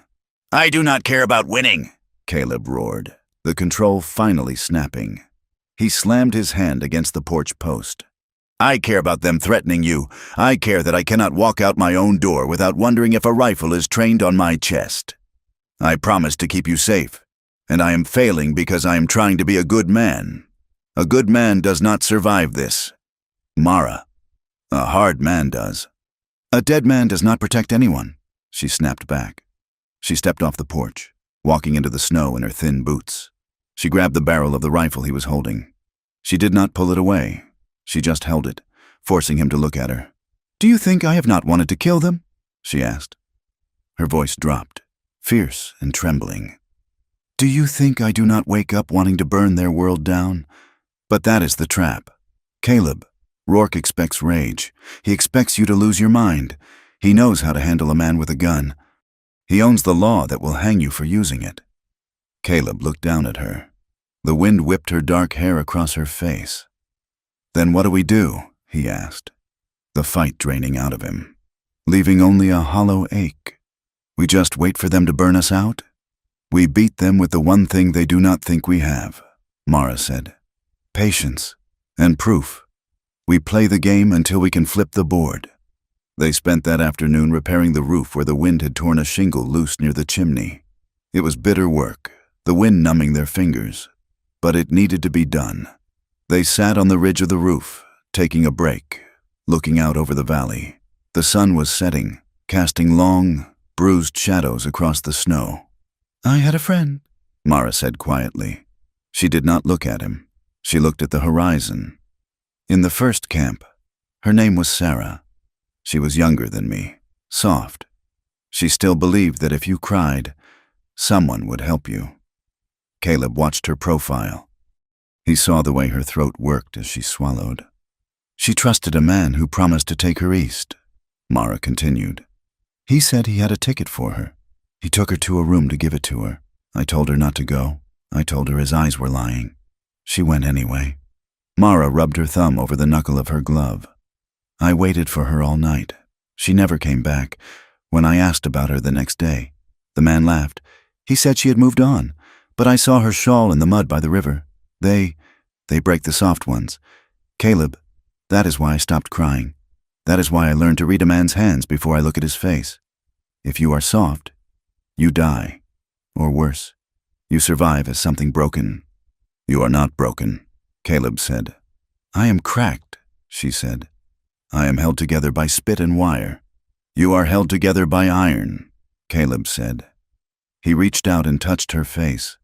His hand was rough, calloused, but his touch was light as a feather. "And you are not alone anymore. You do not have to watch the door by yourself." Mara closed her eyes. She leaned into his palm. It was a surrender. For a woman who treated every touch as a potential threat, this was an act of supreme courage. She let out a long, shuddering breath, the tension of the last week melting for a second under the warmth of his hand. "Sarah would have liked you," she whispered. "I would have liked to save her," Caleb said. "But I will save you." That night, the cabin felt smaller, warmer. The siege outside had created a strange, pressurized intimacy inside. They were the only two people on Earth. They washed at the basin in the corner. The fire was low. Caleb had stripped off his shirt to wash the day's grime from his chest and arms. He stood by the stove, drying himself with a rough towel. Mara was watching him. She was standing by the table, braiding her hair for the night. Her eyes tracked the movement of his muscles, the scars on his back, the solid, unwavering strength of him. She stopped braiding. She walked over to the basin. She stood close to him, closer than she usually allowed. The smell of lye soap and wood smoke hung in the air between them. Caleb went still. He lowered the towel. He did not move away, but he did not advance. He let her set the distance. Mara reached out. Her hand trembled slightly, then steadied. She placed her palm flat against the center of his chest, over his heart. She could feel the heavy, rhythmic thud of it beneath the skin. "You are warm," she said. "I am burning up," Caleb murmured. His voice was rough. Mara looked up into his eyes. She saw the desire there, dark and heavy, but she also saw the restraint. He would stand there until he turned to stone rather than cross a line she had not drawn. She stepped closer. Her knees brushed his. She reached up and unbuttoned the top button of her dress. Then the second. "Mara," Caleb breathed. "You do not have to—" "I know," she interrupted. "That is why I am doing it." "Because I choose to—" "I am not running tonight. Caleb, I am staying." She took his hand and placed it on her waist. She stepped into him, closing the last inch of distance. He made a sound low in his throat, a groan of relief and hunger. He wrapped his arms around her, pulling her against him, burying his face in the crook of her neck. He smelled of hard work and pine and safety. They moved toward the bed in the corner, not with the frantic desperation of their earlier kiss, but with a slow, deliberate reverence. When they lay down, the world outside, Rourke, the wolves, the cold, ceased to exist. There was only the heat of skin, the murmur of consent, and the profound relief of being held by someone who would kill to keep you safe, yet touched you as if you were made of holy glass. Morning brought the world back with a vengeance. The sun was barely up when a rider appeared on the ridge. It was not Rourke's man. It was Elspeth Crowley, her horse laboring through the drifts. She practically fell out of the saddle when she reached the yard. Caleb caught her. Her face was gray with exhaustion and fear. "You have to move," Elspeth gasped. "Today, now." "Come inside," Mara said, pulling her toward the warmth. Inside, Elspeth drank coffee with shaking hands. "They came to my house last night, Hale and 2 others. They tore up my books. They broke my jars. They told me that if I continued to conspire with criminals, I would be unfit to teach the children. They said accidents happen to widows who talk too much." She looked at Caleb. "But that is not the worst of it. I heard them talking. The warrant is signed. Judge Taggart. He is Rourke's creature. He signed it yesterday. They are coming for Mara tomorrow morning, not to question her, to take her to the county lockup for contract fraud and theft. Once she is in that cell, she never comes out," Caleb finished. "We have to go to Helena," Mara said. "We have to find Marshall Davis." "You cannot go without proof," Elspeth said. "Stories will not work against a warrant signed by a judge." "The ledger," Caleb said. "You said the nephew leaves the office unlocked." "Tonight is Friday," Elspeth said. "He will be at the Golden Steer Saloon by sundown. He stays until he cannot walk. The land office will be empty." It was a terrifying gamble. To get the proof, they had to go into the heart of the enemy's territory. "We go tonight," Caleb said. "We get the book, then we ride north, cross the river at Miller's Ford, and cut through the timber to the rail stop at Silver Creek. We can catch the morning train to Helena." "The ford is dangerous in this ice," Mara said. "It is the only way to bypass the patrols on the main road," Caleb said. "We have no choice."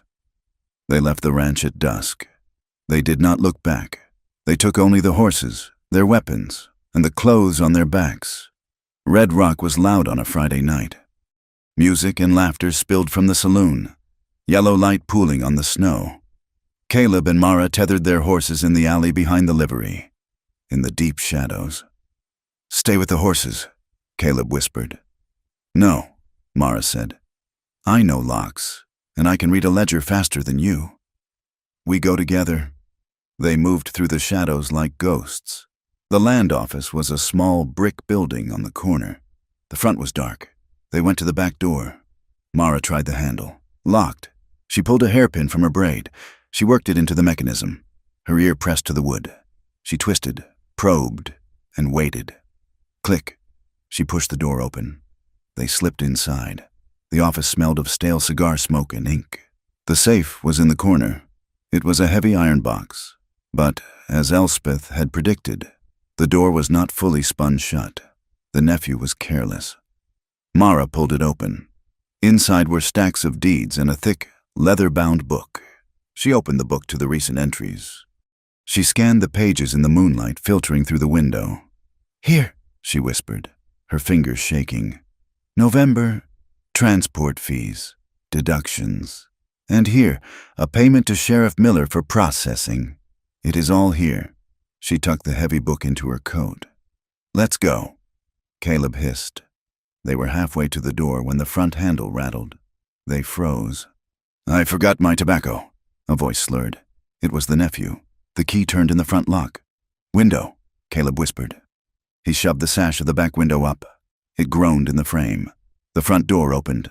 "Who's there?" the nephew shouted, fumbling for a lantern. "Go!" Caleb boosted Mara through the window. She landed in the snow of the alley. Caleb vaulted after her just as a gunshot blew out the glass above his head. "Thieves!" the nephew screamed. "Thieves! At the office!" The town erupted. Men poured out of the saloon. Caleb and Mara sprinted for the horses. They hit the saddles just as Deputy Hale came running around the corner, pistol drawn. "Stop them!" Hale shouted. He fired wildly. A bullet tore a splinter from the livery wall near Mara's head. They spurred the horses, tearing out of the alley and into the open street. They galloped past the mercantile, past the church, their horses' hooves throwing up clods of frozen mud. "Ride!" Caleb roared. They hit the open prairie, the lights of Red Rock fading behind them. But the pursuit was instant. A posse was forming. Rourke's men were always ready. The chase was a nightmare of wind and ice. They rode hard to the north, pushing the horses to their limit. The wind bit through their coats, numbing their faces until they could not speak. Behind them, torches flickered in the distance like angry fireflies. The posse was tracking them. "The river!" Mara shouted, pointing. The dark ribbon of the river cut across their path. It was not frozen solid. The current was too fast. It was a churning slurry of black water and jagged ice flows.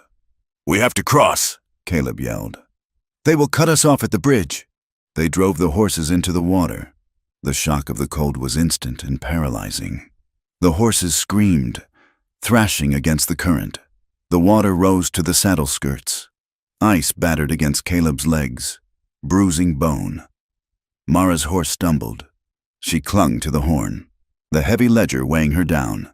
"Keep moving," Caleb shouted, grabbing her rein. "Do not let him stop."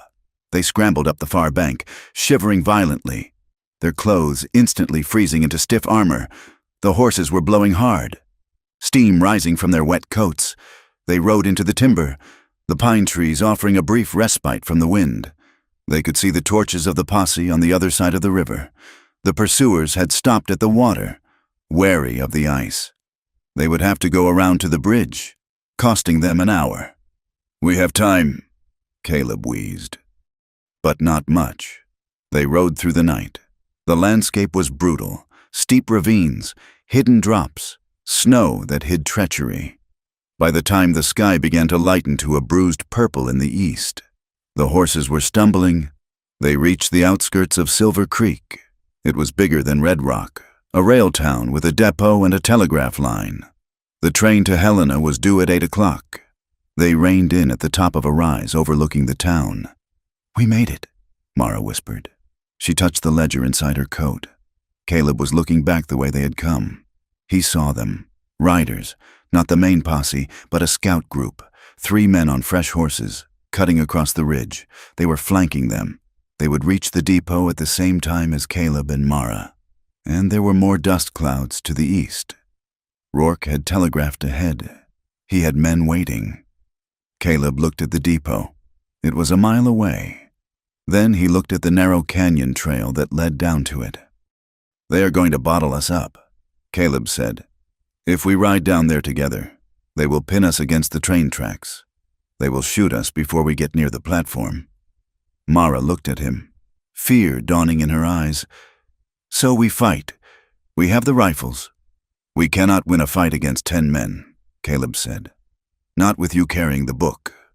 He turned his horse to face her. His face was battered by the wind, his eyes dark and calm. "Give me your hat," he said. "What?" "Give me your hat and your coat," Caleb said. "Put on my duster. Take the ledger. Ride down the old creek bed to the water tower. Wait for the train to whistle. Do not get on until it is moving." "No," Mara said. She realized what he was doing. "No, Caleb, I am not leaving you."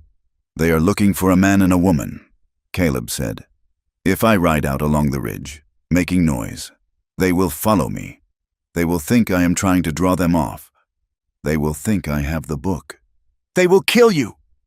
Mara cried, grabbing his arm. "They will try," Caleb said. "But I am hard to kill, and if they catch me, I am just a husband protecting his wife.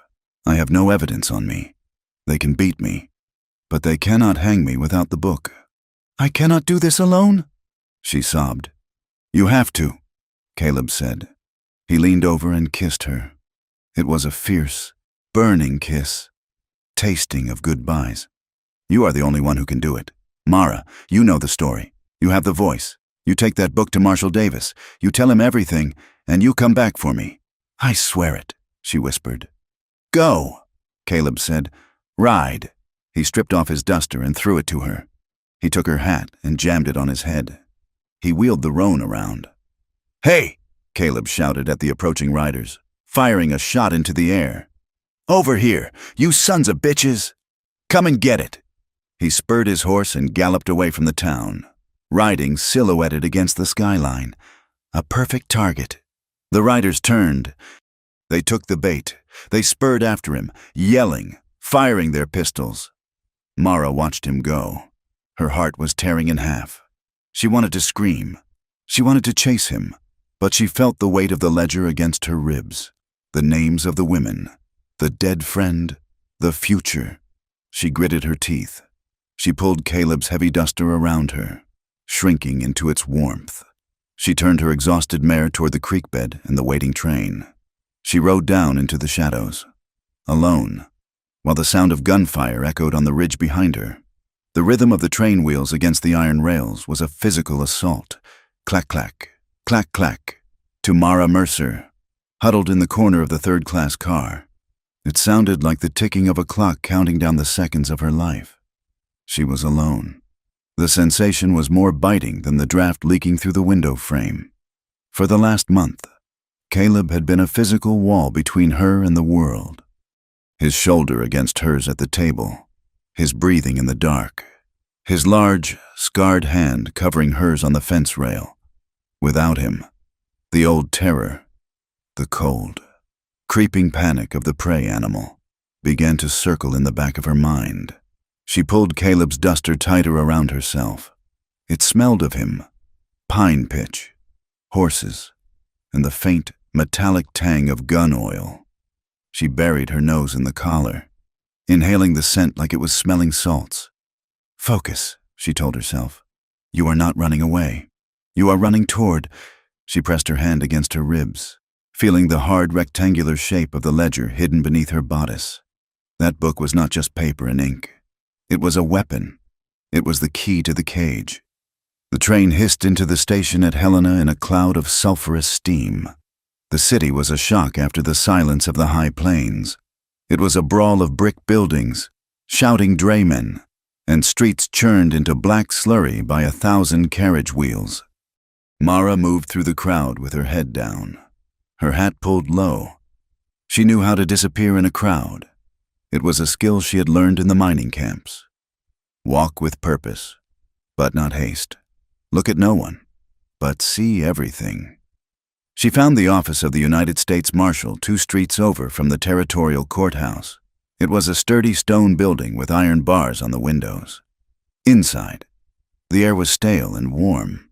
A man sat behind a desk piled high with wanted posters and correspondence. Marshall Davis was a man carved from granite, with a mustache the color of steel wool and eyes that had seen every variety of human sin. He looked up as Mara entered. He did not smile. "Help you, ma'am?" Mara approached the desk. Her hands were trembling, but she forced them to unbutton her coat. She reached in and pulled out the ledger. She slammed it onto the desk. The sound echoed in the quiet room. "My name is Mara Mercer," she said. Her voice was raspy from the cold ride, but it did not waver. "I am the wife of Caleb Mercer, of Red Rock, and this book proves that Silas Rourke is running a slave trade under the guise of contract labor." Davis looked at the book. Then he looked at her. He saw the bruises of exhaustion under her eyes, the windburn on her cheeks, and the desperate, ferocious set of her jaw. "That is a heavy accusation. Mrs. Mercer," Davis rumbled. "Read the transport column for November," Mara said, "and the payments to Sheriff Miller." Davis opened the book. He adjusted his spectacles. The room was silent, save for the crackle of the stove. As he read, his expression did not change, but the lines around his mouth deepened. He turned a page, then another. He looked up. "Where is your husband?" "He stayed behind," Mara said. Her voice cracked. "Just once. He drew them off so I could get this to you. If he is not dead, he is in their hands." Davis closed the book. He stood up, towering over the desk. "Sit down. Mrs. Mercer," he said. "I am going to pour you a whiskey, and then you are going to tell me everything. Start from the beginning." In the jail cell in Red Rock, time had lost its meaning. Caleb sat on the cot, his back against the damp stone wall. His hands were cuffed in front of him. His face was a map of fresh violence. One eye was swollen shut, purple and angry. His lip was split. His ribs burned with every breath, a sharp reminder of the rifle butt Deputy Hale had used to subdue him after the chase. They had caught him 5 miles out of town. He had led them on a merry chase, riding the ridge lines, firing into the air, making sure every eye was on him while Mara slipped into the dark. When they finally cornered him in a box canyon, he had dropped his rifle and raised his hands. He had expected them to kill him then, but Hale had ridden up, breathless and grinning. "Alive," Hale had ordered the men. "Rourke wants to ask him where the book is." Now, the heavy iron door of the cell block clanged open. Hale walked in. He was fresh, shaved, and smelled of coffee. He pulled a wooden chair up to the bars and sat down, leaning his arms on the backrest. "Morning, Caleb," Hale said brightly. "How are the ribs?" Caleb looked at him through his good eye. He did not speak. He was stone. He was the mountain. He focused his mind on the image of Mara riding the train. "She is safe," he thought. "Every minute I sit here is a minute she gets closer to Helena." "You know," Hale said, picking at a fingernail. "Mister, Rourke is losing patience. He is a businessman. He hates loose ends, and that wife of yours is a very loose end."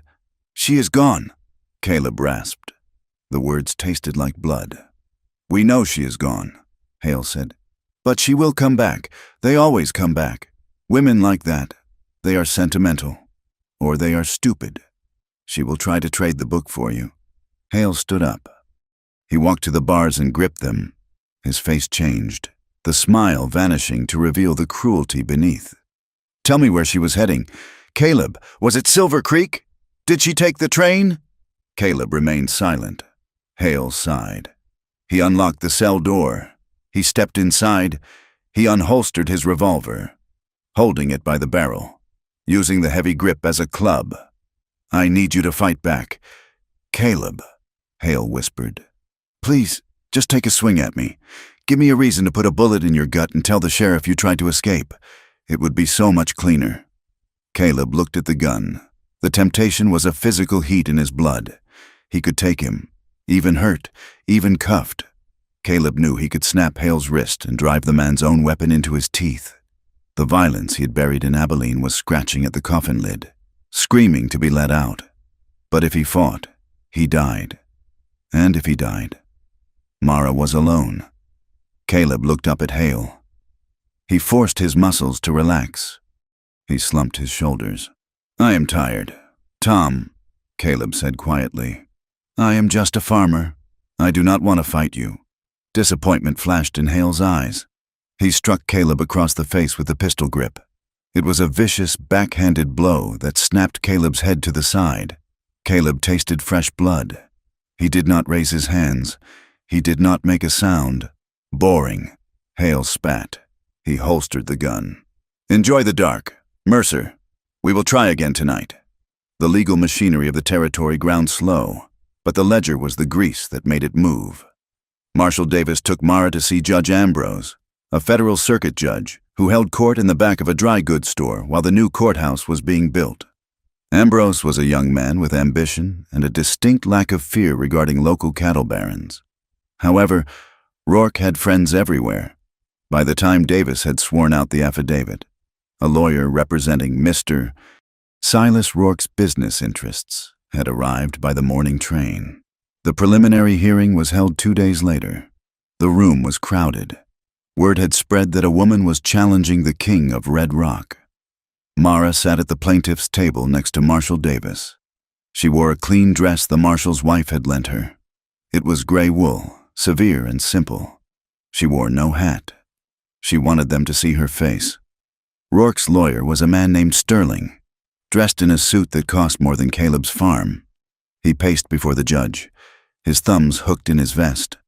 "Your Honor," Sterling boomed. "This is a farce. We have here a woman of questionable virtue, a woman who admits to fleeing a lawful contract in the Dakota Territory, a woman who is currently wanted by the sheriff of Red Rock for theft." He turned and pointed a finger at Mara. "She has stolen private business records." Sterling continued. "And now she weaves a fantastical tale of slavery to cover her own crimes. She is a runaway. Your Honor, she is a dance hall girl who trapped a lonely rancher into marriage and is now trying to extort a respected community leader." The murmurs in the room were low and ugly. Dance hall girl, immoral, used goods. The words hung in the air like smoke. Mara felt the shame trying to rise, hot and suffocating. It was the old weapon. They used her past to silence her future. They wanted her to look down. They wanted her to cry. Marshal Davis stood up. "Your Honor, the ledger speaks for itself, but Mrs. Mercer can speak to the context." "Mrs. Mercer," the judge said, looking over his spectacles. "Stand up." Mara stood. Her knees shook, but she locked them. She looked at Sterling, then at the judge. "Did you sign a contract with the mining company?" Sterling asked, smirking. "I signed a paper," Mara said. Her voice was not loud, but it carried to the back of the room. "I was 16 years old. I was starving. The man told me I would be washing sheets. He did not tell me I would be locked in a room. He did not tell me that my wages would be docked for the air I breathed until I owed more than I could ever earn." "But you signed it," Sterling pressed. "You chose that life." "I chose to survive," Mara said. She turned to face the room. She looked at the faces of the strangers, shopkeepers, wives, drifters. "You call it a choice," she said. "But when a trap snaps shut on a wolf's leg, does the wolf choose to chew off its own foot to get free, or does it just want to live?" The room went quiet. "I am not a ledger entry," Mara said. "I am not a debt to be collected. I am a woman. I have a name. I have a husband who is bleeding in a cell right now because he believes I am a person, not property, Mr. Rourke thinks he can own people because he has money, but the law is supposed to be the one place where money does not count." She looked at the judge. "I am not asking for pity. I am asking for the right to walk out my own door without looking over my shoulder. Is that not what this country is for?" Judge Ambrose stared at her for a long moment. He looked at the ledger open on his bench. He looked at Sterling, who had lost his smirk. "Marshal Davis," the judge said, "this ledger provides probable cause for a federal investigation into peonage and kidnapping. I am issuing a warrant for the arrest of Silas Rourke and his associates, and I am authorizing you to deputize a posse to execute it." He banged his gavel. "And Mr. Sterling, if you interrupt me again, I will hold you in contempt." The return to Red Rock was not a victory parade. It was an invasion. Marshal Davis did not waste time. He gathered 6 men, hard-bitten deputies who rode for the federal wage. They loaded their saddlebags with ammunition. The sky had turned a bruising purple, threatening snow. They rode hard. Mara rode with them. Davis had tried to leave her in Helena, but she had looked him in the eye and said, "He is my husband. If you leave me, I will walk." He had given her a horse. They reached Red Rock at dawn on the second day. The town was waking up to a gray, freezing morning. The marshal rode straight to the jailhouse. He kicked the door open. Sheriff Miller was sleeping at his desk. He woke with a start to find a Winchester pointed at his nose. "United States Marshal," Davis barked. "You are relieved of duty." Miller, get the keys. They found Caleb in the back cell. Mara made a sound that was half sob, half scream when she saw him. He was lying on the cot, his shirt stained with dried blood. His face was swollen, his eyes glazed with pain and dehydration. "Open it," Davis ordered Miller. The sheriff fumbled with the keys. The moment the lock clicked, Mara was inside. Caleb tried to sit up. He groaned, clutching his ribs. "Mara," he croaked. He sounded like his throat was full of gravel. "I am here," she wept, falling to her knees beside the cot. She did not care about the blood or the filth. She wrapped her arms around his neck, burying her face in his shoulder. Caleb's good eye found her face. He raised a shaking hand to touch her hair. You did it?" "We have the warrants," she whispered. "Davis is here. We have the posse." He let out a breath that was a shuddering release of days of tension. He leaned his forehead against hers. His skin was hot, feverish. "I knew," he whispered. "I knew you would come back." They stayed like that for a moment, forehead to forehead, hands gripping tight. It was not a soft reunion. It was desperate. It was the clinch of two boxers who had gone 12 rounds and were holding each other up. The desire that surged between them was fierce, threaded with the anger of what had been done to them. "Can you ride?" Davis asked from the doorway. His voice was gentle, but urgent. Caleb looked up. He set his jaw. "Give me a horse," he said. "I can ride." They moved him to the livery stable to get him water and clean his wounds. Mara washed the dried blood from his face. She touched the purple bruising on his ribs with trembling fingers. "Hale did this," she said. Her voice was cold. "He wanted me to break," Caleb said. He took her hand and kissed the palm. He lost, but the war was not over. As they were saddling fresh horses, a boy ran into the stable. It was the son of the blacksmith. "Fire!" the boy yelled. "Fire at the Mercer place!" Caleb froze. He looked at Mara. "Rourke," Caleb said. "He knows the marshal is here. He is burning the evidence, or he is drawing us out." "It is a trap," Mara said. "Just like the fire in the barn."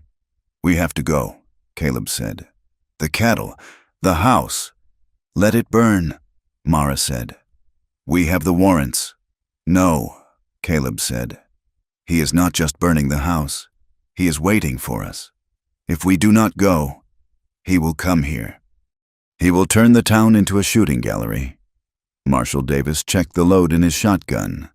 "Then we go to him, but we go on our terms." The landscape between the town and the ranch had turned into a nightmare of mud and ice. The horses struggled for footing. The wind whipped the snow into blinding sheets. They saw the smoke before they saw the fire, a black pillar rising against the gray sky. When they crested the ridge overlooking the ranch, the devastation was clear. The barn was fully engulfed, flames roaring against the wind. The cabin was smoking, the roof catching fire, and there were men waiting. Silas Rourke had not run. He had dug in. His men were positioned behind the water trough, behind the stone wall of the root cellar, and in the stand of cottonwoods. "Federal Marshal!" Davis roared, his voice booming over the wind. "Throw down your weapons. I have a warrant for Silas Rourke." The answer was a rifle shot that kicked up snow inches from Davis's horse. "Take cover," Davis yelled. The firefight erupted. It was chaotic and brutal. The wind tore the smoke apart, making it hard to see. Horses screamed and scattered. Caleb and Mara bailed off their horses and scrambled for the cover of a rocky outcrop. Caleb had a rifle now, and despite his injuries, his hands were steady. He fired, working the lever action with a grim rhythm.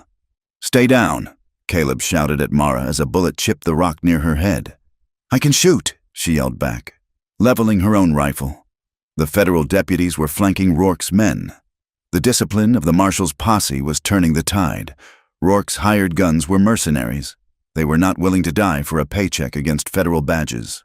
One by one, they broke cover and ran for the Badlands. "They are running!" Davis shouted. "Push forward!" But Rourke was not running, and neither was Hale. In the confusion of the smoke and the advancing line, Mara saw movement near the burning barn. She saw Rourke's black stallion, and she saw Hale. Hale was not firing at the deputies. He was moving low, circling the flank. He was coming for the rocks where Caleb and Mara were pinned. Caleb was reloading. He was focused on the cottonwoods where Rourke was shouting orders. "Caleb!" Mara screamed. Hale surged out of the smoke like a demon. He didn't go for Caleb. He went for the leverage. He lunged at Mara. She tried to bring her rifle around, but he was too close. He knocked the barrel aside and grabbed her by the hair, wrenching her backward. She screamed, clawing at his face. Hale jammed the barrel of his revolver against her temple. He dragged her out into the open, using her body as a shield. "Hold your fire!" Hale screamed. "Hold it or I blow her brains out!" The shooting stopped. The silence that followed was heavy with the roar of the fire. Caleb spun around. The color drained from his face. He froze, his rifle half raised. He saw Hale's wild eyes. He saw the gun pressed against Mara's skin. He saw Mara's eyes, terrified, but locked on his. "Drop it, Mercer!" Hale shouted. "Drop the gun!" Marshal Davis and his men held their positions, weapons trained but unable to shoot. Hale had her tight. "Back off!" Hale yelled. "We are leaving. I am taking her with me. Anyone follows, she dies." Rourke rode out from the cottonwoods, looking calm amidst the ruin. "A sound negotiation," Rourke called out. "Let us pass. Marshal, you can have the land. I will take the girl as collateral." Caleb stood in the snow. His chest was heaving. His ribs screamed with pain. He looked at Hale. He saw the finger whitening on the trigger. He looked at Mara. She was not struggling anymore. She knew that if she moved, she died. The choice, it hung in the air, sharper than the cold.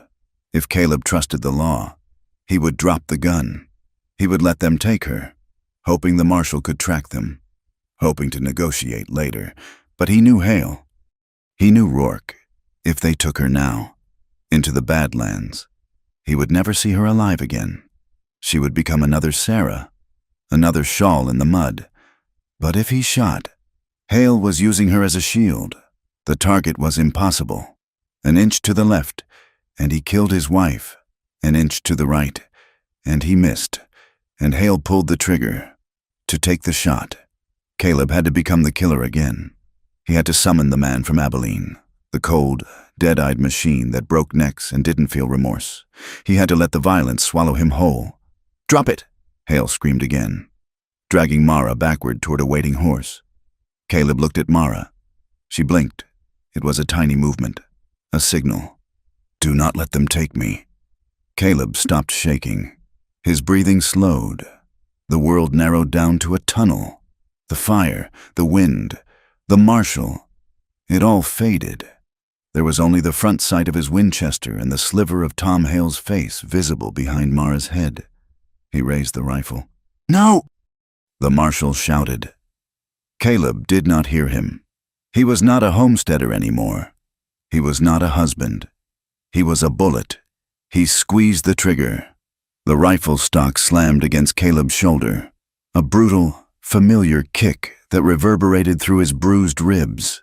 The sound of the shot cracked the frozen air, sharper than the roaring of the burning barn, through the smoke and the swirling snow. Caleb watched the result not with triumph, but with a cold, detached clarity. The bullet did not take Deputy Hale in the head. Caleb had shifted his aim in the fraction of a second before the hammer fell. The lead slug tore through Hale's right forearm. The one holding the revolver pressed to Mara's temple. Hale screamed, a high, thin sound that was swallowed by the wind. His hand spasmed, the gun flying from his grip and spinning into the snow.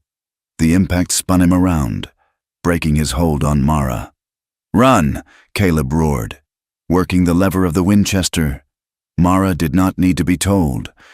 The moment the arm released her, she dropped to the ground, rolling into the depression of a frozen wagon rut just as the air above her head filled with lead. Rourke's men, seeing their deputy fall, opened fire from the tree line.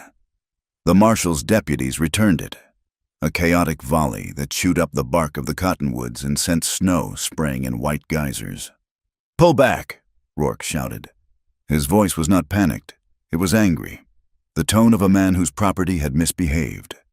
"Get him on a horse. We are leaving." Caleb raised the rifle again, sighting on Rourke's broad back as the rancher wheeled his stallion. It would be an easy shot, a center mass hit that would end the reign of the King of Red Rock in a heartbeat.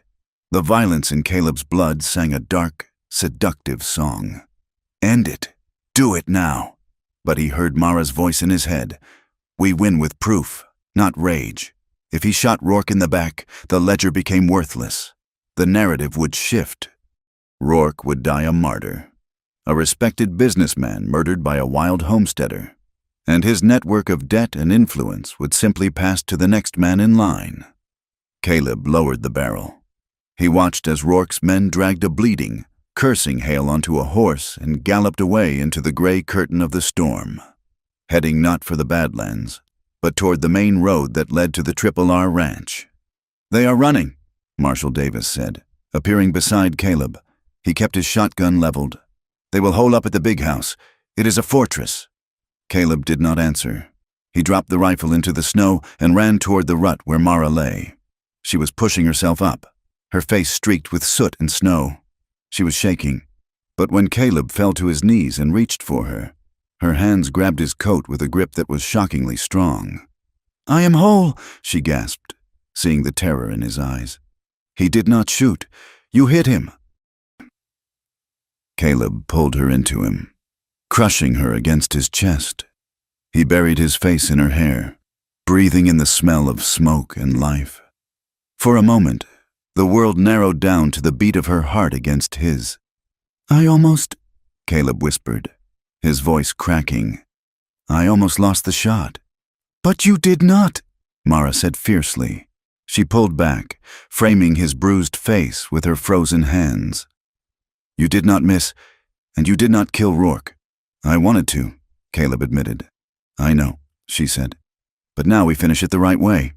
The Triple R Ranch was not just a home. It was a monument to Silas Rourke's vanity. The main house sat on a rise overlooking the valley, built of imported stone and timber, flanked by bunkhouses that held 30 men.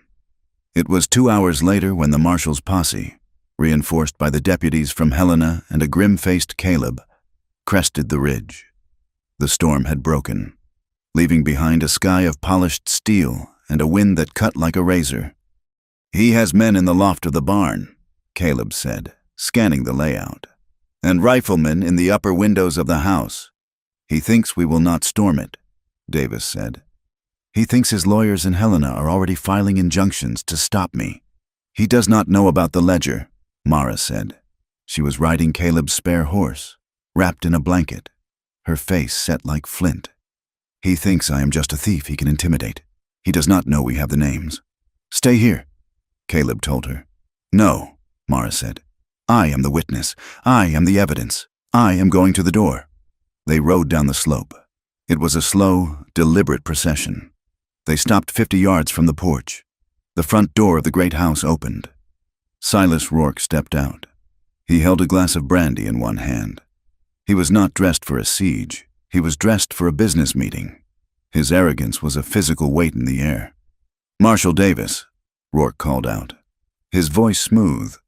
"You are trespassing, and you are harboring a fugitive.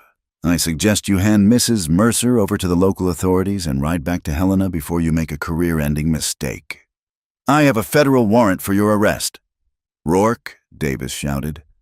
"For peonage, kidnapping, and conspiracy." Rourke laughed. It was a dry, dismissive sound, based on the word of a hysterical woman and a homesteader with a criminal record. "No judge will sign that paper." "Based on your own bookkeeping," Davis said. He pulled the ledger from his saddlebag and held it up. Rourke went still.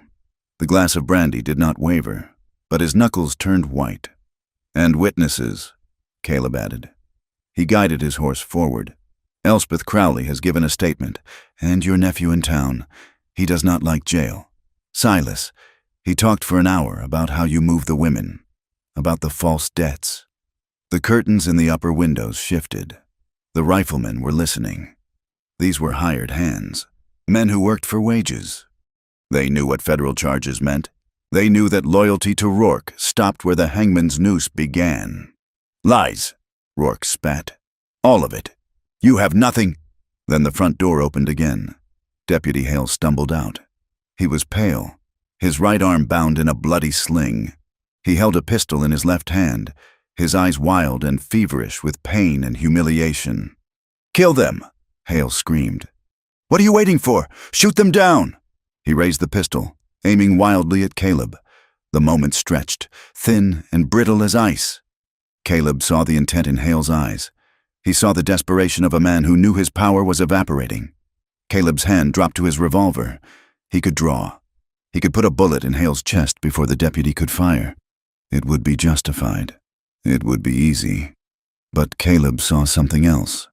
He saw the hired men on the porch lowering their rifles. They were looking at Hale with disgust. They were looking at Rourke, who was backing away from his own rabid dog.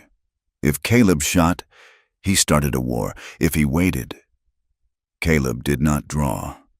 He sat his horse, staring Hale down. "Put it down, Tom," Caleb said. His voice was not a shout. It was a command, heavy with the weight of a man who has mastered his own violence. "It is over. Look around you. No one is shooting. You are all alone." Hale looked at Rourke. Rourke turned his back on him. Hale looked at the men in the bunkhouse doorway. They looked away. The deputy let out a sob of rage. He fired. The shot went wide, kicking up snow near Mara's horse. Before Hale could cock the hammer again, Marshal Davis fired his shotgun, not at Hale, but into the porch railing in front of him. The explosion of wood splinters sent Hale reeling backward. He tripped and fell hard on his wounded arm, screaming as the fight went out of him. Two of the marshal's men were off their horses in seconds, rushing the porch and kicking the gun away. They hauled Hale up and slapped irons on his wrists. Rourke stood alone on the porch. The silence that followed was absolute. Mara urged her horse forward. She rode past Caleb, past the marshal, until she was at the foot of the stairs. She looked down at Silas Rourke. "You called me by a name in your book," Mara said. Her voice was clear, carrying over the wind. "You called me Asset 12. You called me a thief.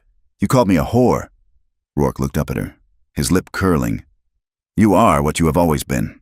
Girl, dirt from the mining camps." "I am Mara Mercer," she said. "I am a citizen, and I am the woman who burned your kingdom down with nothing but the truth." She leaned down, her eyes locking onto his. "You do not get to name me," she said, "and you do not get to own me. Not today, not ever again." She straightened up and looked at the marshal. "Take him." Rourke was not dragged away kicking and screaming. He surrendered with a sneer, adjusting his cuffs, telling Davis that his lawyers would have him out by dinner. He was loaded into a wagon, sitting stiff and upright, refusing to look at the people who watched him go. It was not a clean victory. There were no cheers from the townspeople who had ridden up to watch. There was only a quiet, uncomfortable shifting of feet. Men who had looked the other way for years now stared at their boots. The shopkeeper, Mr. Henderson, stood by his wagon, looking pale. They saw the ledger. They saw Hale in chains. They saw the truth of what they had tolerated. It was not a triumph. It was a reckoning. And reckonings are heavy things to carry. Caleb rode up beside Mara. He reached out and took her hand. "It is done," he said. "No," Mara said, watching the wagon disappear over the rise. "It has just started, but the hardest part is over." The return to the homestead was a journey into a different kind of reality. The barn was a blackened skeleton against the snow.